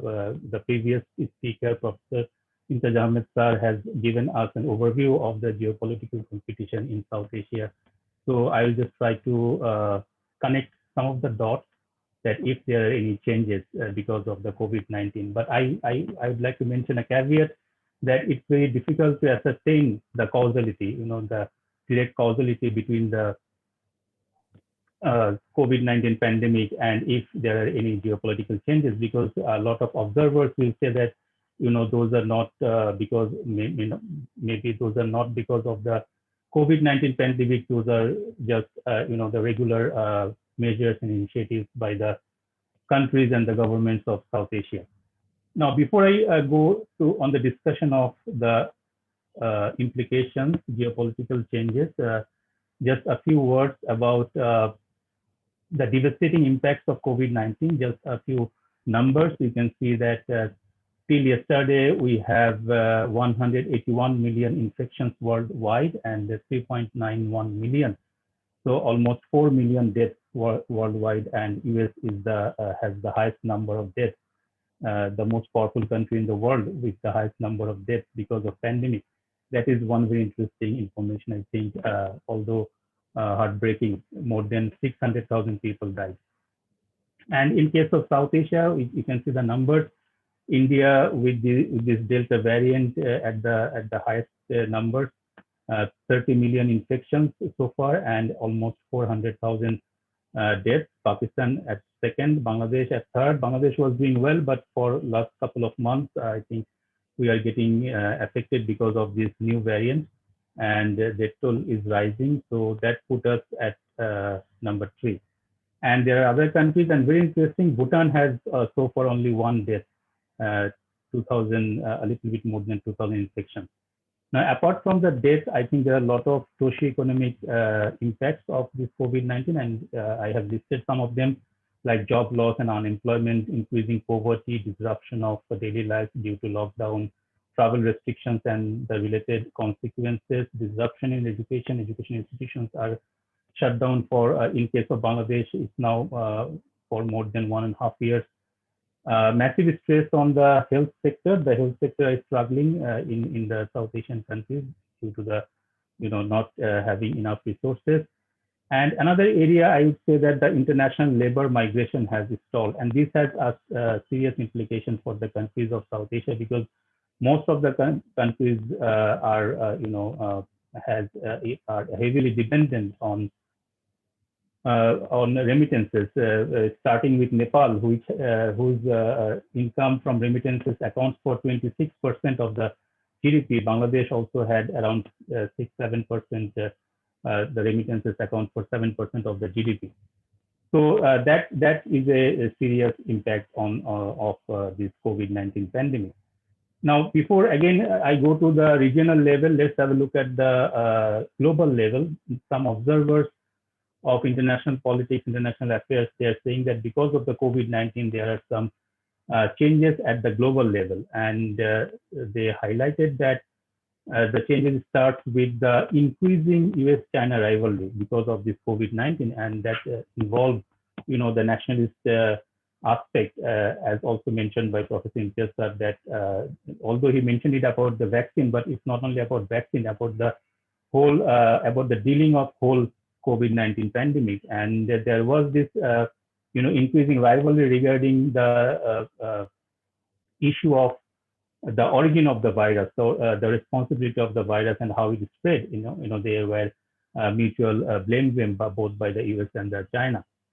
But apart from all this, there was also increasing conflict, by these two, contenders at the global level, and we have seen that in May and June, April, May, June of 2020, we have seen increasing, power projections, increasing, not conflict, very low intensity conflict in the South China Sea, both by Chinese side and also the US side. Chinese have increased their activity, and USA responded also by sending and deploying military gunships and naval ships.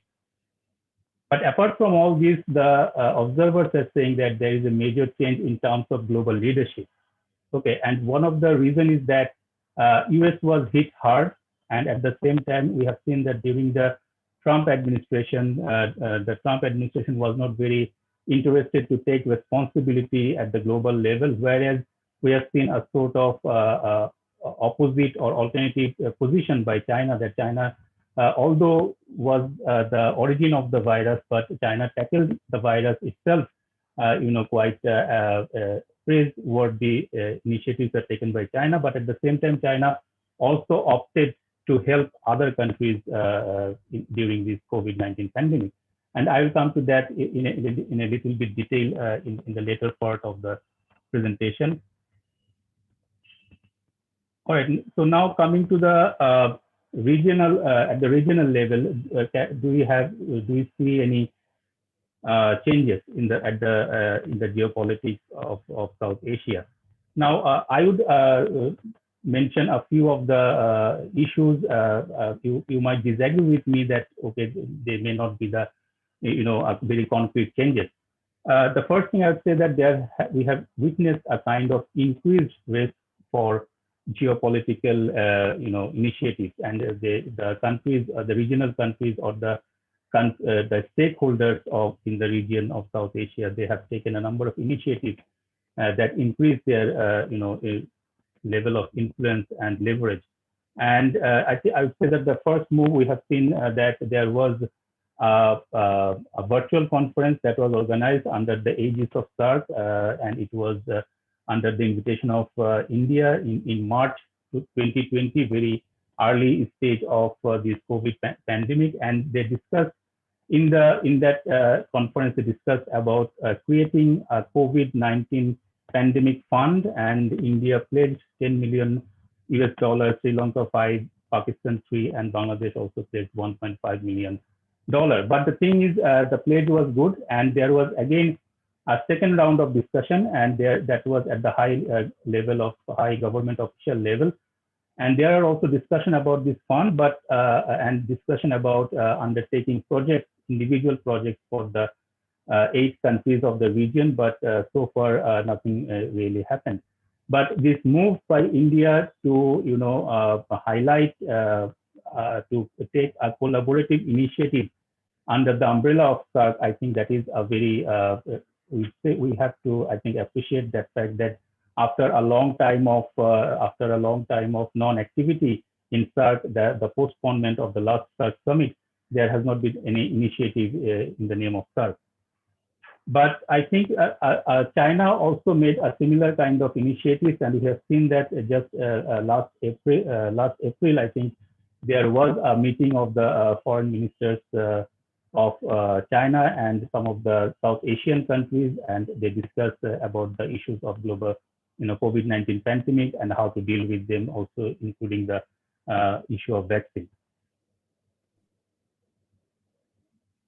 Now, when we come to the point of vaccine, the vaccine of this pandemic is also used as an instrument for exerting influence and as an instrument for leveraging countries, and therefore this term vaccine diplomacy is there. And I have given you a table here where you can see the vaccine that was delivered by India in some of the countries until 27th June 2021, and I think you can see the numbers.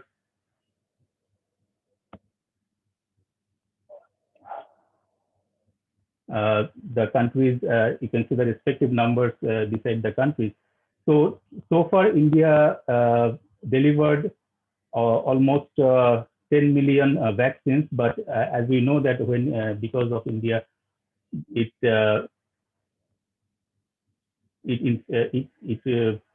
was experiencing massive infection, so it had to stop this supply of vaccine.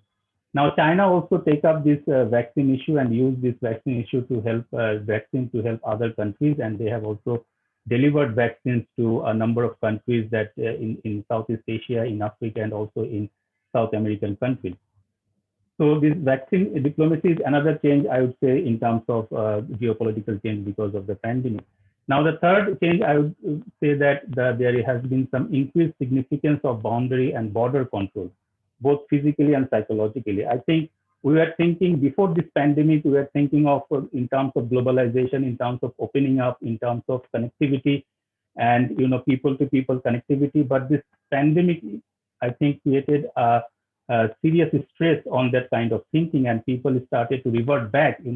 There were more initiatives, more steps how to control the border, not only not only controlling the border physically, but also so that the virus, which is tangible but invisible, it can be protected at the border. The next change, I would say that because of the preventive measures to prevent this global pandemic, many countries undertook measures to shut down the borders. But what we have seen is that the shutdown was for the people. The people's movement was restricted, but what we see that the goods movement continued, and we have seen that the goods moved not only on the border, but not only on the land, but the goods movement was mostly in the maritime movement in the sea. So good movement was continuing. But another interesting aspect of this movement is the connectivity initiative. The connectivity initiatives continued both regionally and bilaterally between India and Bangladesh. The first container ship after the signing of the coastal shipment agreement in 2018 between Bangladesh and India, the first container ship traveled on 16th of July 2020 during this COVID period from Kolkata to Agartala through Chittagong port. So the connectivity initiative continued, and also a cross-border train carrying 50 container with consumer goods and fabrics also traveled from India to Bangladesh, from India to the northeastern part of India through Bangladesh during this COVID-19. So connectivity steps are continuing, where we are, sort of restricting our movement on the border. Now, the final change that I would like to talk about is the China's rebranding of the BRI with the Health Silk Road component. Okay, so we all know about the China's BRI initiative, the Belt and Road Initiative. And because of the COVID-19 pandemic, there are a lot of stress on this Belt and Road Initiative. According to the Chinese Foreign Ministry, that almost 20% of all BRI projects got seriously affected because of the pandemic. So, and the Chinese investment under the BRI project fell from 2.43 billion in 2019 to 1.22 billion in 2020. So China, what China did is kind of rebranded its Belt and Road Initiative. Originally in the Belt and Road Initiative, China already had the health component, but that was not emphasized or that was not promoted until now. But now, because of this COVID-19, China has rebranded and refocused its attention on the health aspect of the Belt and Road Initiative. And what they're saying that they have framed the Health Silk Road, HSR, which has three components. One is the financial support, second is the medical support, and the vaccine development. And we know under the financial support, billions of dollars has been committed to provide support to the countries. And in terms of medical support, we have seen Chinese teams have sent medical teams to almost 11 countries during this pandemic period, and also, equipment and medical supplies they have provided. And in terms of vaccine development, China has given very as much attention as possible in the vaccine development effort. And so far they are experimenting with 20 vaccines, out of which 5 have shown success, and out of which 2 are already approved by World Health Organization, the Sinopharma and the CoronaVac, and they are also delivering vaccines to many of the countries and in hundreds of millions in numbers. So those are, I think, basically some of the areas. I think some of the changes occurred because of this global pandemic, because of this COVID-19. But before I conclude, I just want to show you some other numbers in terms of that some did not change. Something did not change. That is the traditional thinking. And I think a lot of my previous speaker, like Professor Rashaduজ্জামান sir, has also mentioned about the continuing inter and intra-state conflicts. So I would also say that the traditional security thinking remains, and one of the example of that sustaining or existing traditional thinking is that the military expenditure, while even contrary to the expectations that the people and the countries, the nations will be giving more focus to the humanitarian efforts, to the health sector, that the traditional security issues will be less important. Although, from a realist point of view, those will always be there, but this was kind of our expectation. But when we look at the numbers, what we see is that we see a kind of increase in the military expenditure. This is a global military expenditure. You can see there was increase, 7% increase globally from the year 2019 to 2020, the high time of the global pandemic.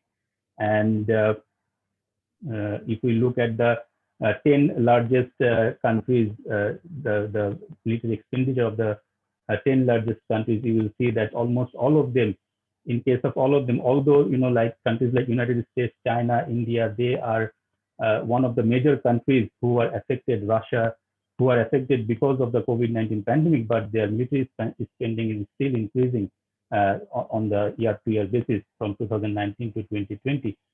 Similar goes with South Asia. You can see even in case of South Asia, we have the major countries of South Asia. They are also continuing and increasing their military expenditure.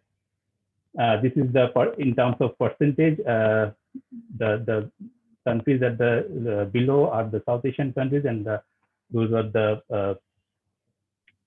military expenditure in terms of share of government total spending. So those are the highest number is Belarus. They are spending 30% of their government expenditure in military. So that is not the point, but the point is that the countries are still focusing more on the traditional security issues rather than the non-traditional and the health issues even during this pandemic. So I would conclude with that contrary to the expectation that there was, the expectation was that the nations, not only of the world, but even in South Asia, they will be more aware of the humanitarian aspects of this global pandemic. But contrary to the expectation, what we are seeing that the countries are behaving as usual to fulfill their geopolitical and strategic interests. And some changes are there, but I would say that we cannot be complacent about those changes and say that the changes will be in a positive direction. I think I might be a little bit contradict with Professor Imtiaz sir, who has said a little bit more positive things. Yeah, but here I stop. Thank you, sir.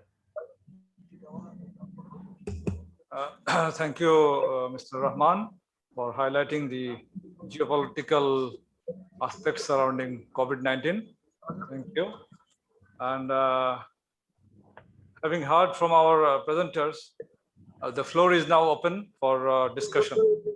I would request everyone to be very brief and succinct in your remarks and comments, since we are running a little behind time. Thank you for your understanding.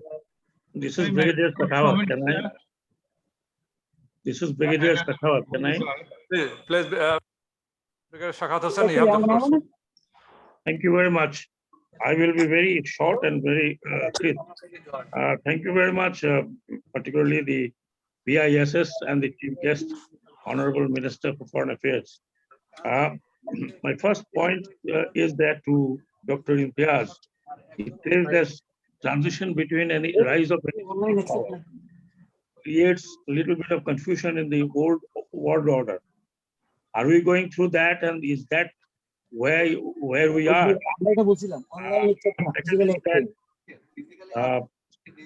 Mr. Munirul Islam, I have a small question.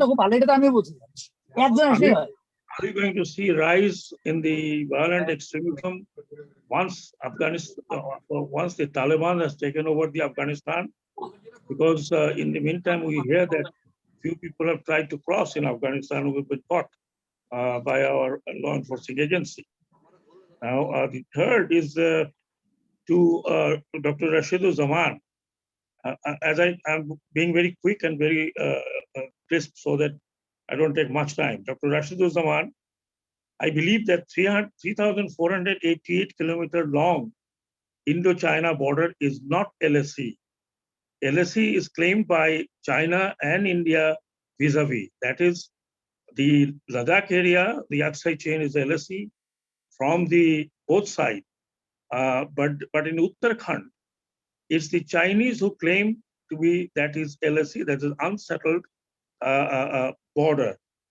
as such in the east is the Arunachal Pradesh. The reason is that the McMahon line was never signed, neither the Indians nor the Chinese.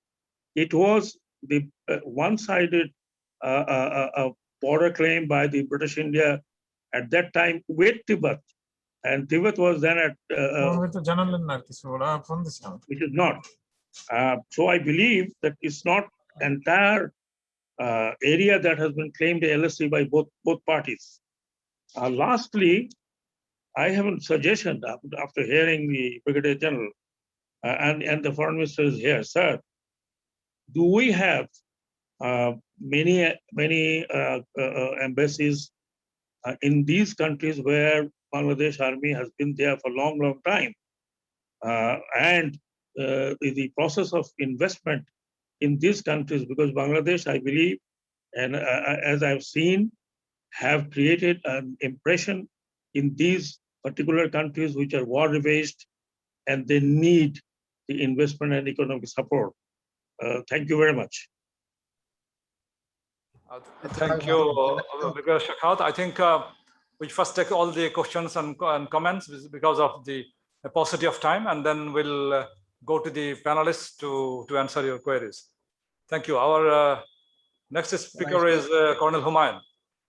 Please also be very brief in your comments.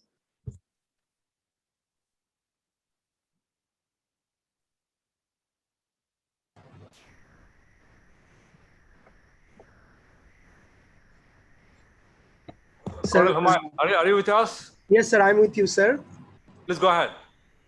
Sir, I have no queries, sir.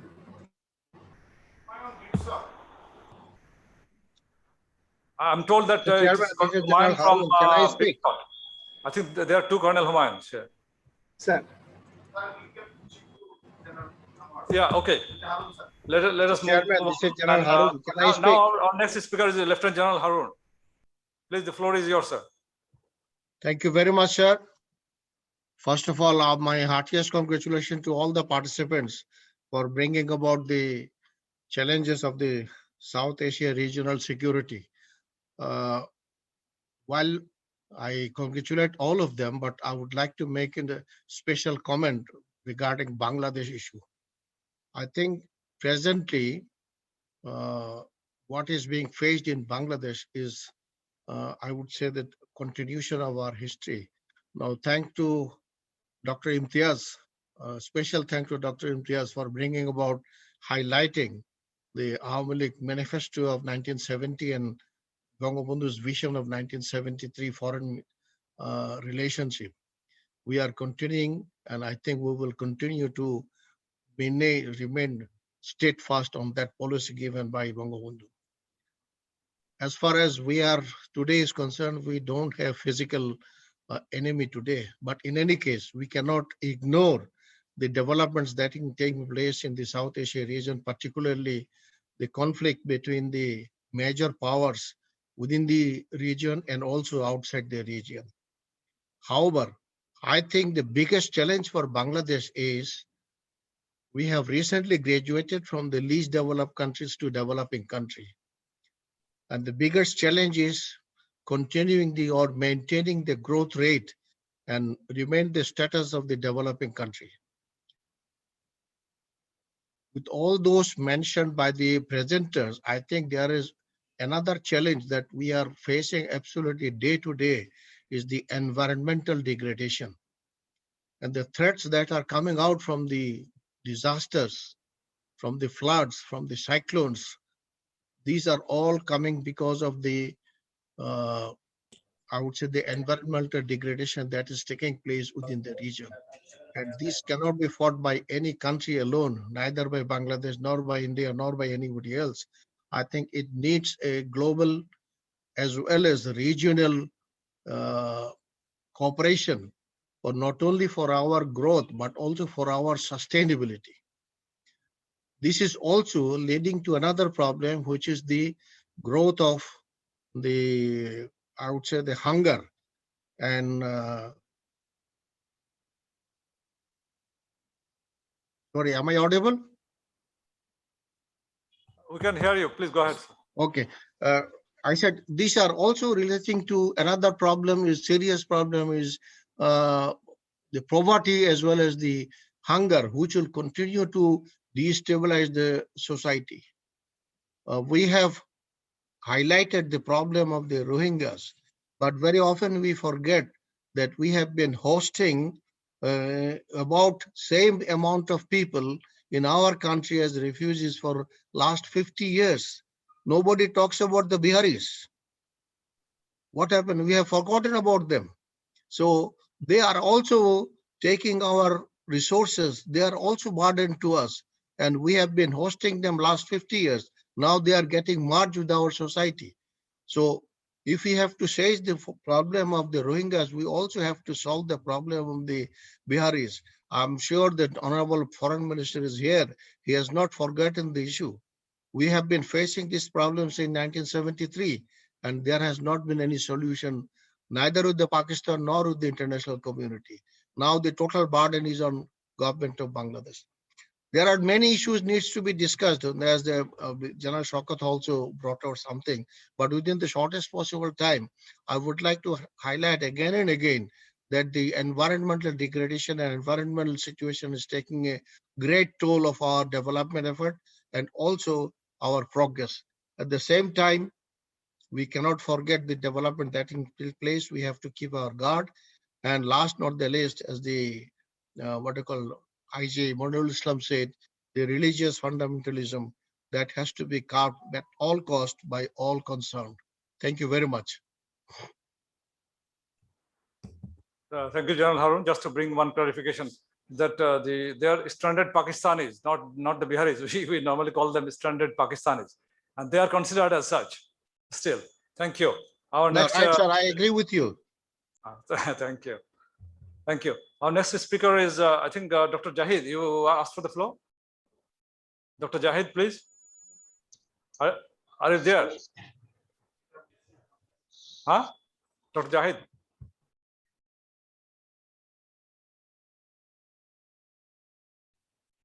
Dr. Jahid, you are muted.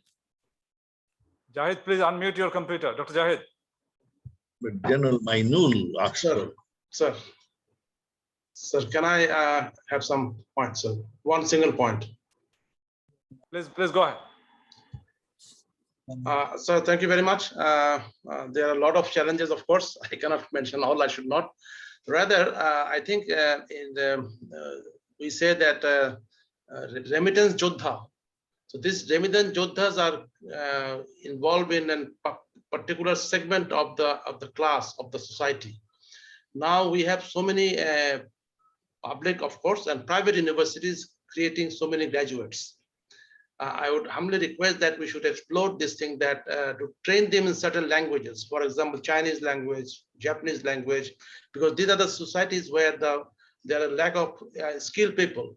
So if we can just add this thing in the curriculum, where probably the education ministry can always do, and our foreign ministry can always do it, that explore those areas so that we can send our educators. They are very, very smart.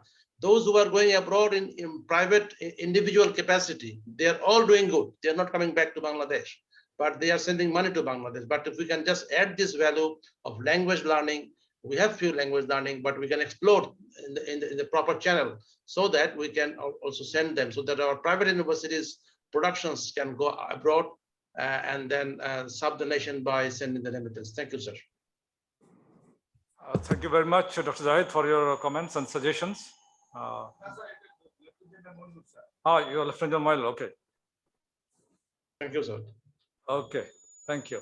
And now our next speaker is Commander Rejaur Rahman. Sir? I think you asked for the floor. Commander Rejaur Rahman, are you there with us? You have the floor, sir. Affirmative, sir. Sir, can you hear me, sir? Yes, you are sir, loud. Can you hear me, sir? Sir, thank you, sir. I'm Commander Reza from Bangladesh Navy, sir. My question is to Professor Imtiaz, sir. Sir, he has rightly mentioned that it would be wrong to actually mention the rise of Asia. Rather, it should be the re-rise of Asia, reminding us of our glorious past before colonization. However, the current growing power politics, arms race, border conflict, refugee issues, extremism, all these seem to pose major obstacles in our collective growth and prosperity. So I would ask him, sir, actually, how does he foresee the future of South Asia? Does he think that we can actually continue our rise peacefully, or we are destined for a Thucydides trap, that is increasing chaos and confusion and conflict before things can finally settle down?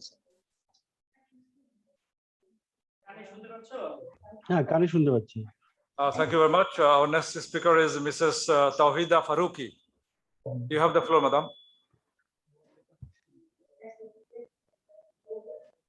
Thank you so much for giving me the floor, and many thanks to our Minister of Foreign Affairs for attending and for chairing this seminar.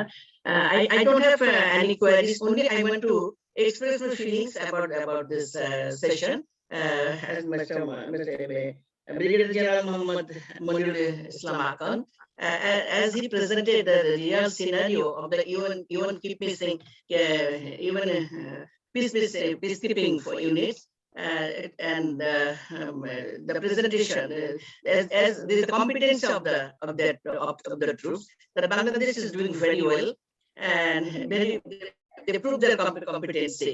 And I think it needs to prove the competency. It needs too many trainings, procurement and recruitment, which Bangladesh, the management is competent. The last thing what the speaker mentioned, that the person who never heard of the Bangladesh, they started to love Bangladesh. It's a very nice statement. That means our management, they are competent enough to prepare this even peacekeeping mission. It's very good. I am so happy, and I want my feelings. I express my feelings about this mission. Thank you so much. Thank you, Mrs. Faruqi. Now we'll turn to Colonel Salehin of Deepshot. Colonel Salehin, you have the floor.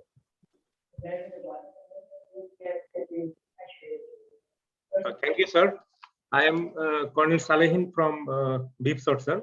I have a comment on the presentation given by Director of Overseas Operation, Brigadier General Munir. Yes, sir, you have correctly identified that increase of female participation in UN peacekeeping mission is a challenge for Bangladesh Army. And sir, now you can see that at present different UN organizations like UN Women and international organizations like LC Fund, they also who are working with the increase of female participation in uniform personnel in UN, are emphasizing more on employment of female peacekeepers in more core peacekeeping female peacekeeping role, like sir, robust peacekeeping or conflict resolution roles like this, rather than in which the assignment they are normally given, like the administrative role, staff officers role, or medical officers role, those kind of. They are taking that our females should be more participating in core peacekeeping assignments. Like they're also emphasizing on sir, gender strong unit. I mean, contingents where all the members or most of the members will be females. So I think our preparation should also be focused on this line, because they have already started asking for those. And I think if we want to get ready to, we should also start preparing in those lines, sir. Your comments, sir. Thank you, sir. Thank you. I think Dr. Zahid is back, and we wanted. Yes, sir. Lord, can you hear me, sir? Can you hear? Can you hear? All right, sir. So first of all, thank you very much, and it's really been very enlightening session. I'm Group Captain Zahid. I also hold a PhD from University of Reading. I'm currently working in Bangabandhu Sheikh Mujibur Rahman Aviation and Aerospace University in Dhaka.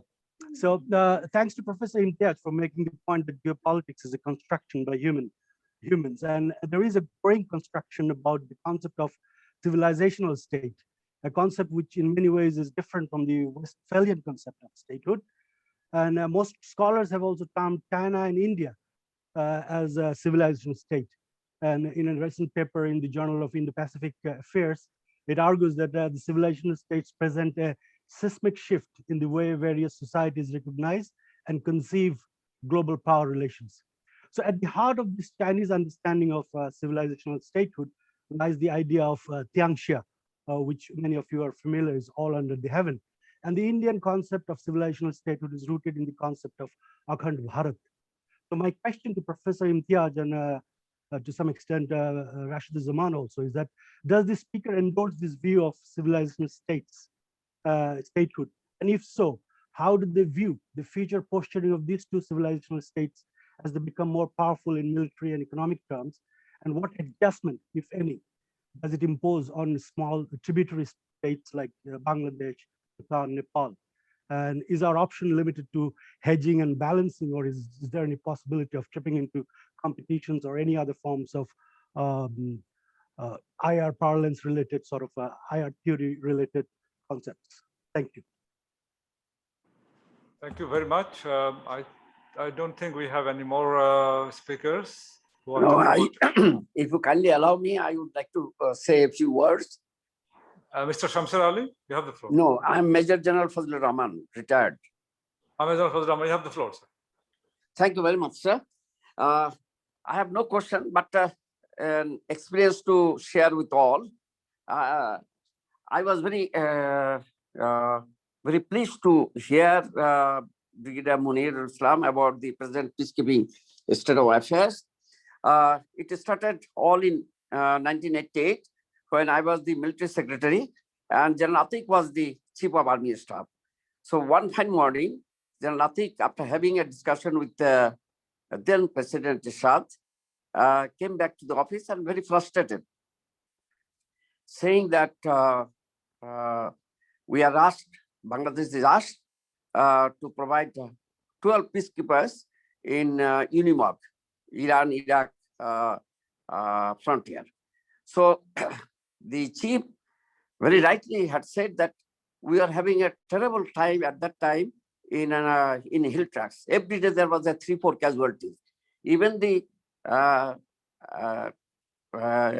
unit regiment commander, lieutenant colonel, had to go for patrolling. So chief of army staff had said, when you could not maintain the peace in our country, how could we send 12 officers? And President wanted that these officers should be very, very professional, all major rank. So if we had taken off those 12 officers from all posted in the hill tracks, because at that time hill tracks was having the strength of 1 division plus. So I gave a formula that at that time we were in the infantry regiment and also in the artillery regiment, we had 8 to 9 officers.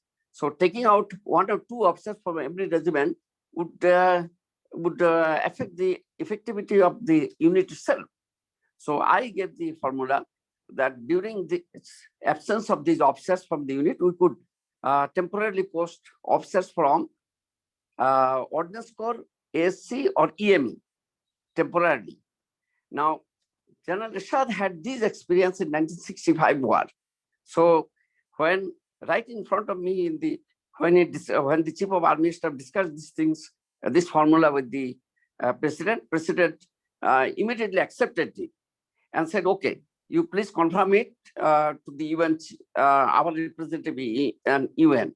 And at that time, I think Anwarul Islam Chaudhry, Anwar Chaudhry, my friend, he was our representative in UN, and Chief General Atik immediately picked up the telephone and told him that, because he had to confirm it right on the very next day to the UN, whether we were going to contribute or not. So Anwar immediately confirmed this, that yes, we are going to send 12 peacekeepers, and the official formalities will take some time, but you can confirm. And that is how those 12 officers, and without any experience, but they were selected so meticulously that they laid the road for us to be where we are in peacekeeping today. Thank you very much. Thank you, Fazal Rahman, for your anecdote. And we'll now turn to the distinguished panelists to provide answers to the queries or make any comments if they have. Starting with Dr. Imtiaz Ahmed. The floor is yours, sir. Thank you, Chair. Thank you very much. Let me start with the question that Dr. Jahid, Group Captain Jahid, remarked on the issue of civilization and whether one can link that with the current conceptualization of Akhand Bharat as RSS would do? My very short answer and a very quick answer is no. That is not what civilization is all about. And I will say, because there was a longer debate that took place.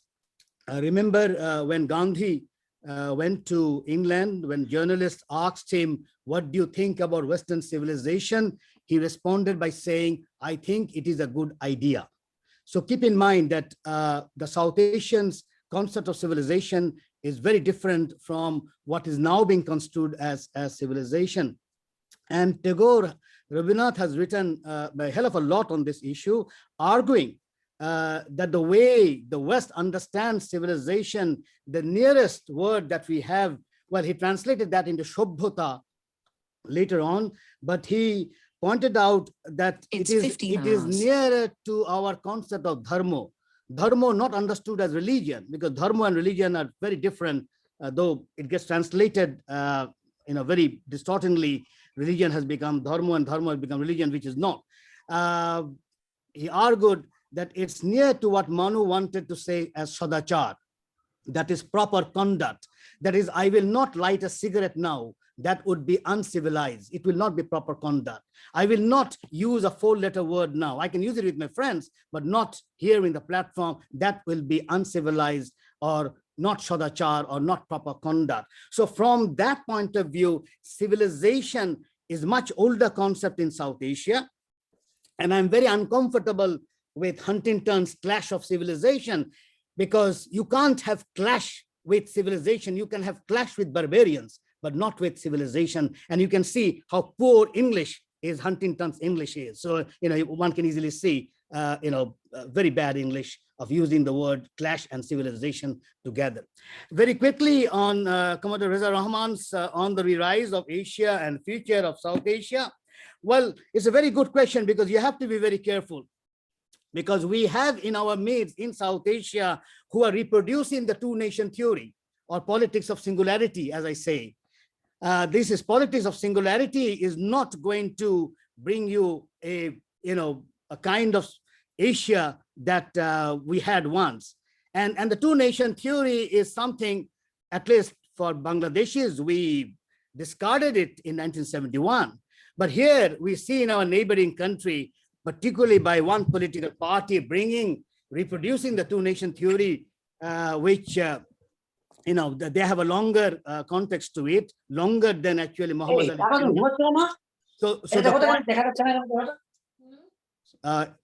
So the point here is the two-nation theory kind of politics, or politics of singularity, that my country is the greatest, my nation is the greatest, my race, that is not going to do at all. And here I think the Asian values and Asian understanding of what you call of people and civilization, of Shubhata and Samaj can make a difference, but we have to see how it would work. On Brigadier Shakowat's question, and this links to somehow to Reza Rahman's question as well. Brigadier Shakowat's questions about the rise and the old civilization all.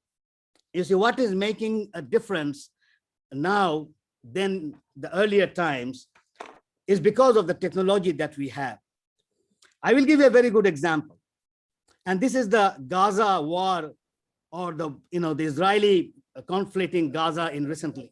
Look at the change that has come within United States and within Europe, in fact, within Israel itself this time.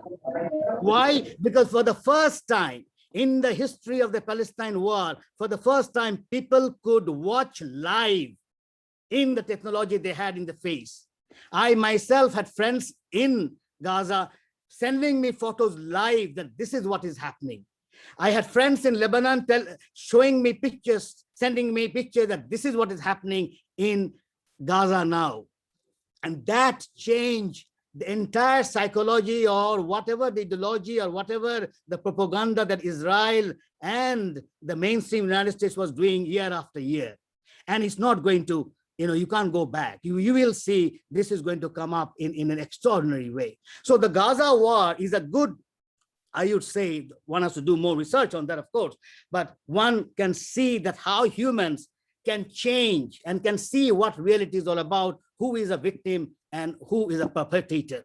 So what has happened in Gaza in terms of the global world, because they could see not via BBC and Al Jazeera, they could see directly what is happening. And that has transformed a lot of Europeans, of course, a lot of Democrats. Never in the Democratic Party, the kind of discussion that took place this time on the Palestine war, calling Israel an apartheid state, unthinkable 10 to 20 years back. That is the world we are reaching. So I am very, very optimistic on the whole thing. And last and final comment is on this. I think my young friend from BSS was saying about why I'm so optimist because if you look even Joe Biden's policy, and I will agree that Americans have to hold to it because Donald Trump or Trumpism is not going to go away. Trumpism is going to remain. There will be more racial violence in the United States. That's for sure.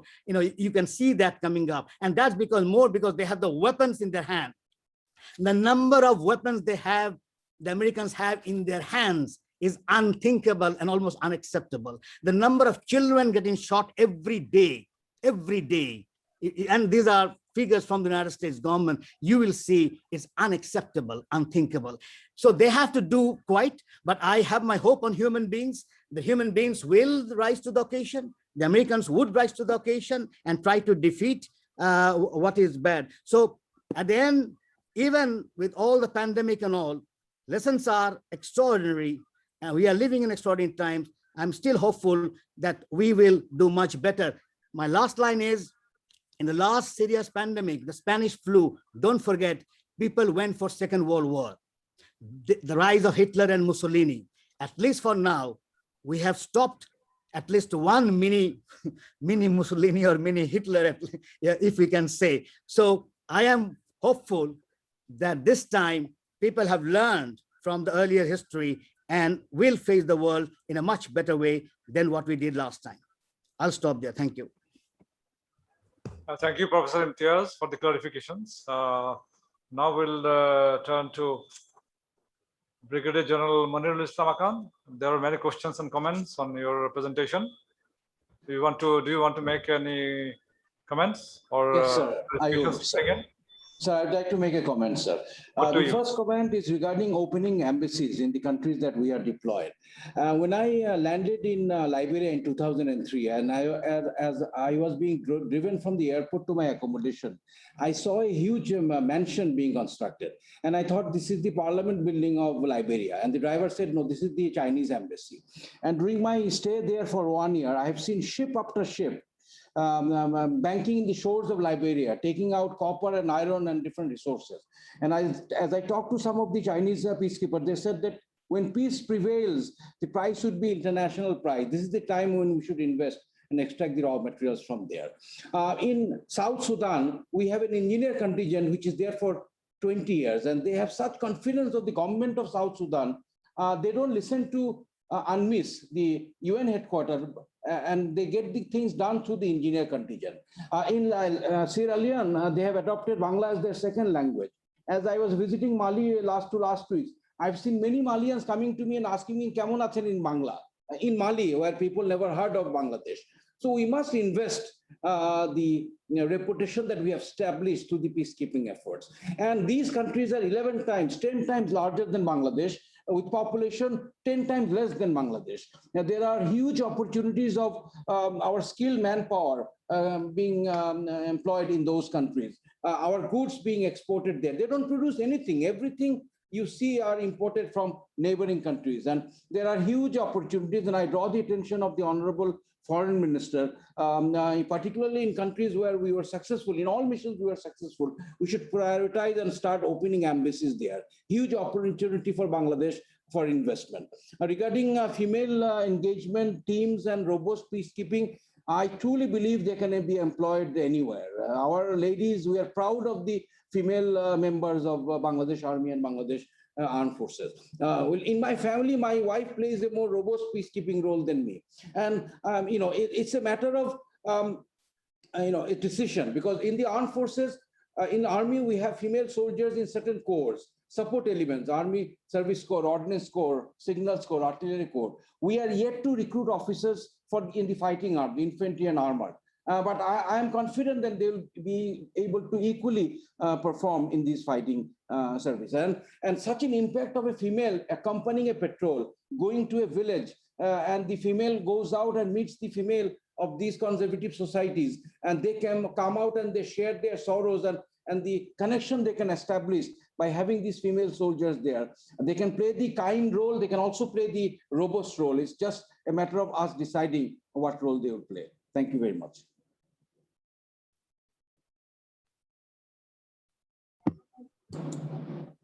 Thank you very much, Brigadier General Lakhand. Does any of other panelists want to make any comment or add anything? I don't see any. So, ladies and gentlemen, we will now turn to our chief guest, and may I now request His Excellency Dr. A.K. Abdul Momen, Honorable Foreign Minister, to kindly deliver his address. Over to you, sir.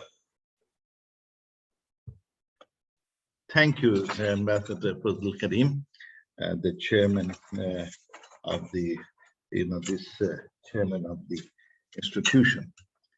Bismillah Rahman Rahim. Before I deliver my speech, certain questions were raised. The first one was, I fully agree with General Haroon that our biggest challenge will remain maintaining the growth rate, and of course the environmental degradation, and achieving the poverty-free Bangladesh. We propose to reduce our extreme poverty to 3% by 2030, and given the COVID situation, we will have a lot of challenges. But that's our, and I also agree with General Mainul Islam that since we live in a global world, we need to encourage our universities and schools to get more foreign languages. More so, given the situation around the world, communication is very important, and therefore we should encourage our universities. Now, the question about this, do we have many embassies in the countries where we have the UNP? Actually not. But we are proposing to do one mission, open up one mission in Sudan. And so it is in the process, but we don't have that many. And this is an issue that has been raised, but we have certain rules on the basis of which we open either a mission, and those are depending on how many Bangladeshis live, then also how important that country in context of global politics, also in terms of how many what remittance we get from that particular area. So there are many other criteria. Although our peacekeeping missions are there, and I agree with him, we sent a delegation to some of those countries to find out the possibilities of manpower employment, and we found there is a pretty good potential of employment of manpower, but that is a different way of employment. That is, we call contract farming in those countries, and plenty of opportunities. So we working on it.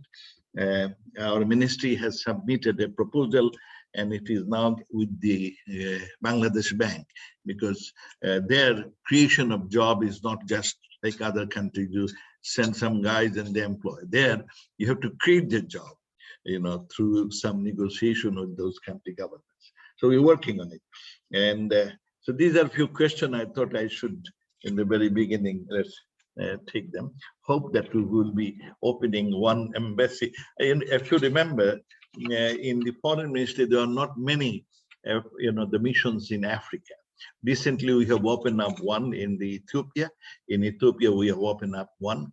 We have one in Nigeria, and we are opening the Sudan soon. So we will be looking into opportunities to open up more embassies. Thank you. Now, let's go. I'd like to thank His Excellency Ambassador Fazl Karim, the chairman, and also Major General Emdadul Badi, the Director General of Bangladesh Institute of International Strategic Studies. Esteemed panelists, Excellencies, distinguished audience, ladies and gentlemen. Assalamu alaikum. Peace be upon you. I'm humbled to speak in this August gathering on a topic so relevant for us. Let me start with my homage to the memory of Father of the Nation, Bangabandhu Sheikh Mujibur Rahman, as we are celebrating the birth centenary of the great leader, tribute to the memory of 3 million martyrs and 2 lakh women who had to endure, sacrifice the honor during the War of Liberation in 1971. I express my thanks and gratitude to BIISS for organizing this webinar titled Revisiting Contemporary Peace and Security Challenges in the South Asian region, which I believe would provide food for our thoughts and rethink about the contemporary peace, security, and challenge nexus existing in the South Asian region. I congratulate the esteemed panelists for their diligent discussion on overall peace and security challenges in our neighbor in the context of ever-evolving geopolitical reality. We learned a lot from the, from the discussions of those participants. Distinguished guests, we are currently living in a world where the world rapidly shifting from a unipolar to a multipolar reality. And consequently, the international system itself is exposed to profound instability. A host of non-traditional security issues such as pandemics, terrorism, drug trafficking, influx of persecuted people like Rohingya, piracy, and ecological disaster, internal hostile rules against their own minority population, either based on ethnicity or religion, leading to fear and uncertainty, among others, has come to feature prominently in our regional and global politics. States understood the values of multilateral cooperation and conversely, the price of non-cooperation in facing these challenges. In other words, non-traditional security has reinforced the new liberal faith institution as the custodians of the international norms and values. In the post-Cold War period, despite the emergence of non-traditional security issues, traditional security and economic challenges continue to dominate the priority list for the nation states. In this backdrop, South Asia as a region needs to decipher the challenges and the opportunities that might emerge from these new systematic shifts in order to sail through the troubled water of an impulsive global order. The number of traditional wars between states is falling, while insurgencies, civil war, and sectarian rifts are on the rise in global and also in South Asian security landscape.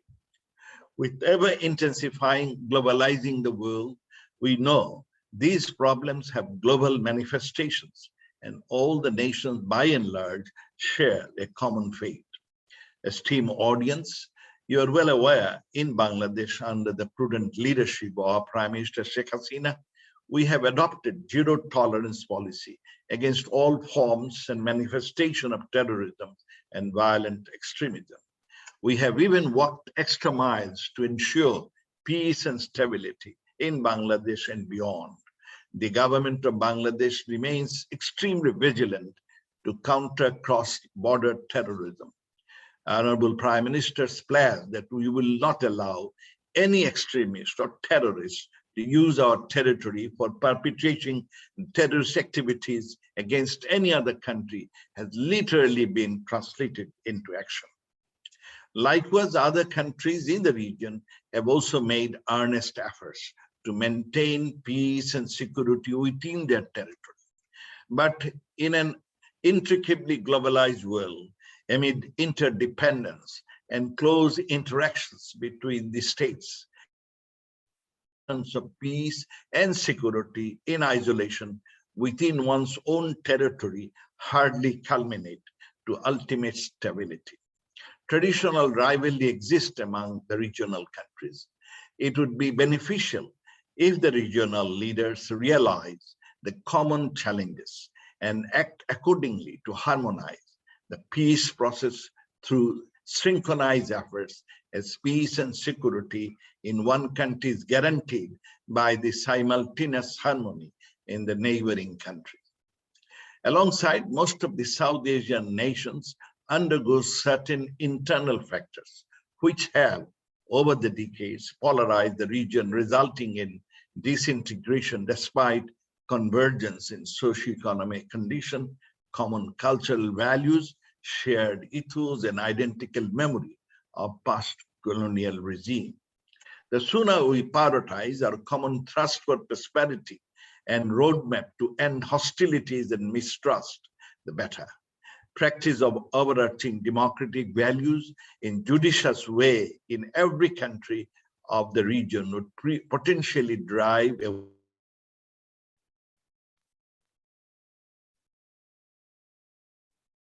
rise to the new realities that we must consider while we strive to move forward.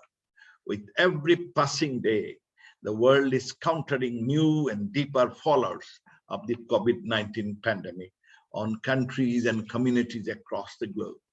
The evolving pandemic has proliferated beyond a health crisis into a growing threat on socioeconomic systems and livelihoods. Unfortunately, we are likely to confront new challenges. Global and regional cooperation has been badly affected by the onslaught of the pandemic. Since the outbreak of the tiny but mighty enemy, vulnerability of human society and system has been exposed. We have discovered with awe and disappointment that global politics and affluence power nexus have the empowering dominance in the global society, and we wonder if the way to procure vaccines would be smooth at all, as the bilateral cooperation is not the only deciding factor.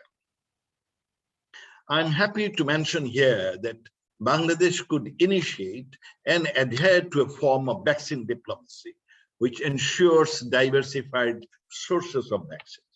Due to the sudden sweep of COVID-19 cases in neighboring countries, it is imperative that South Asian nations should receive their share of the vaccine and that too without any strings attached.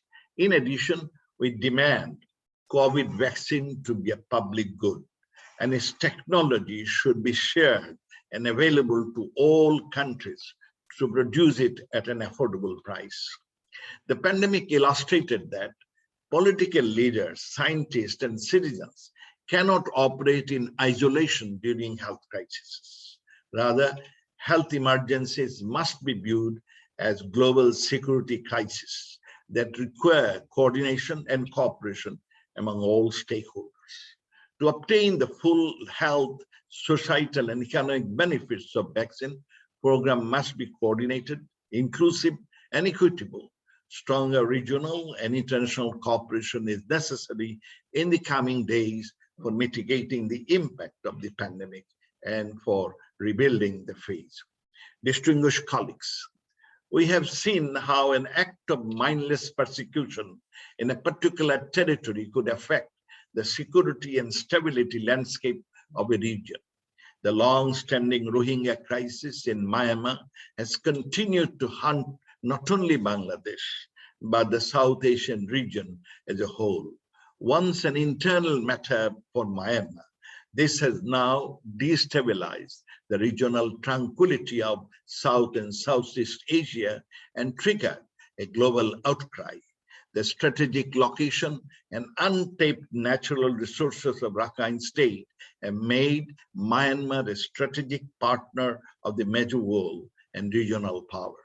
They started strengthening political and economic ties with Myanmar in the form of trade, investment, normalization of diplomatic relations, with the hope that this would lead towards democratization of the country.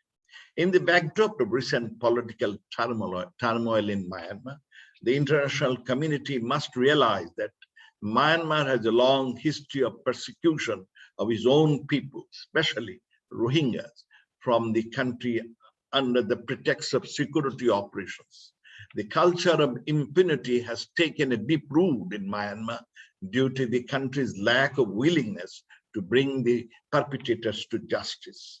It would have been more encouraging to get the world community assertively vocal on severe restrictions of movement, healthcare, education, access to mobile and internet, and the livelihood opportunities Rakhine, thereby fostering an environment conducive for voluntary repatriation. For the greater interest of these persecuted people and the stability of the region, the Rohingya crisis needs to be resolved in a durable manner with utmost priority.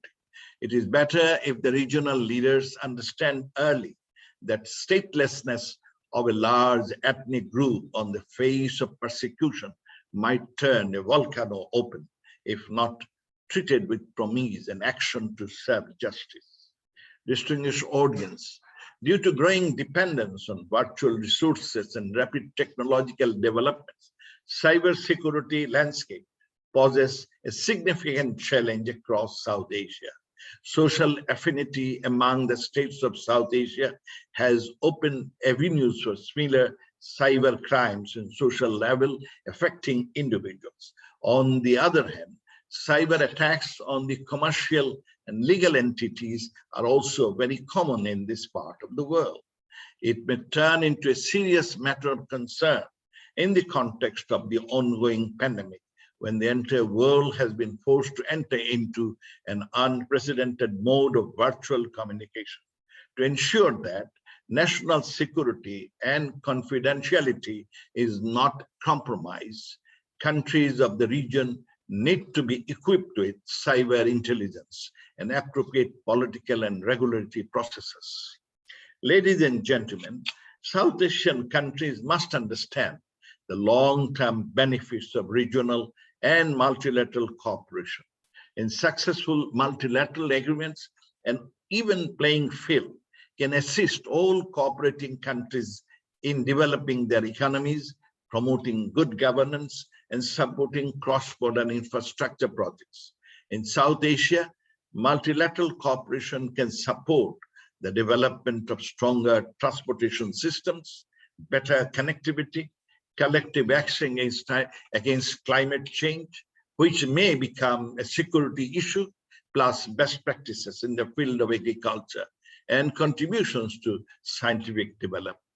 If the region can act collectively, in partnership, in collaboration, South Asia is well poised to succeed globally with a diverse range of natural resources and human capital to match the needs of its growing economies. I thank you all. Joy Bangla, Joy Bangabandhu.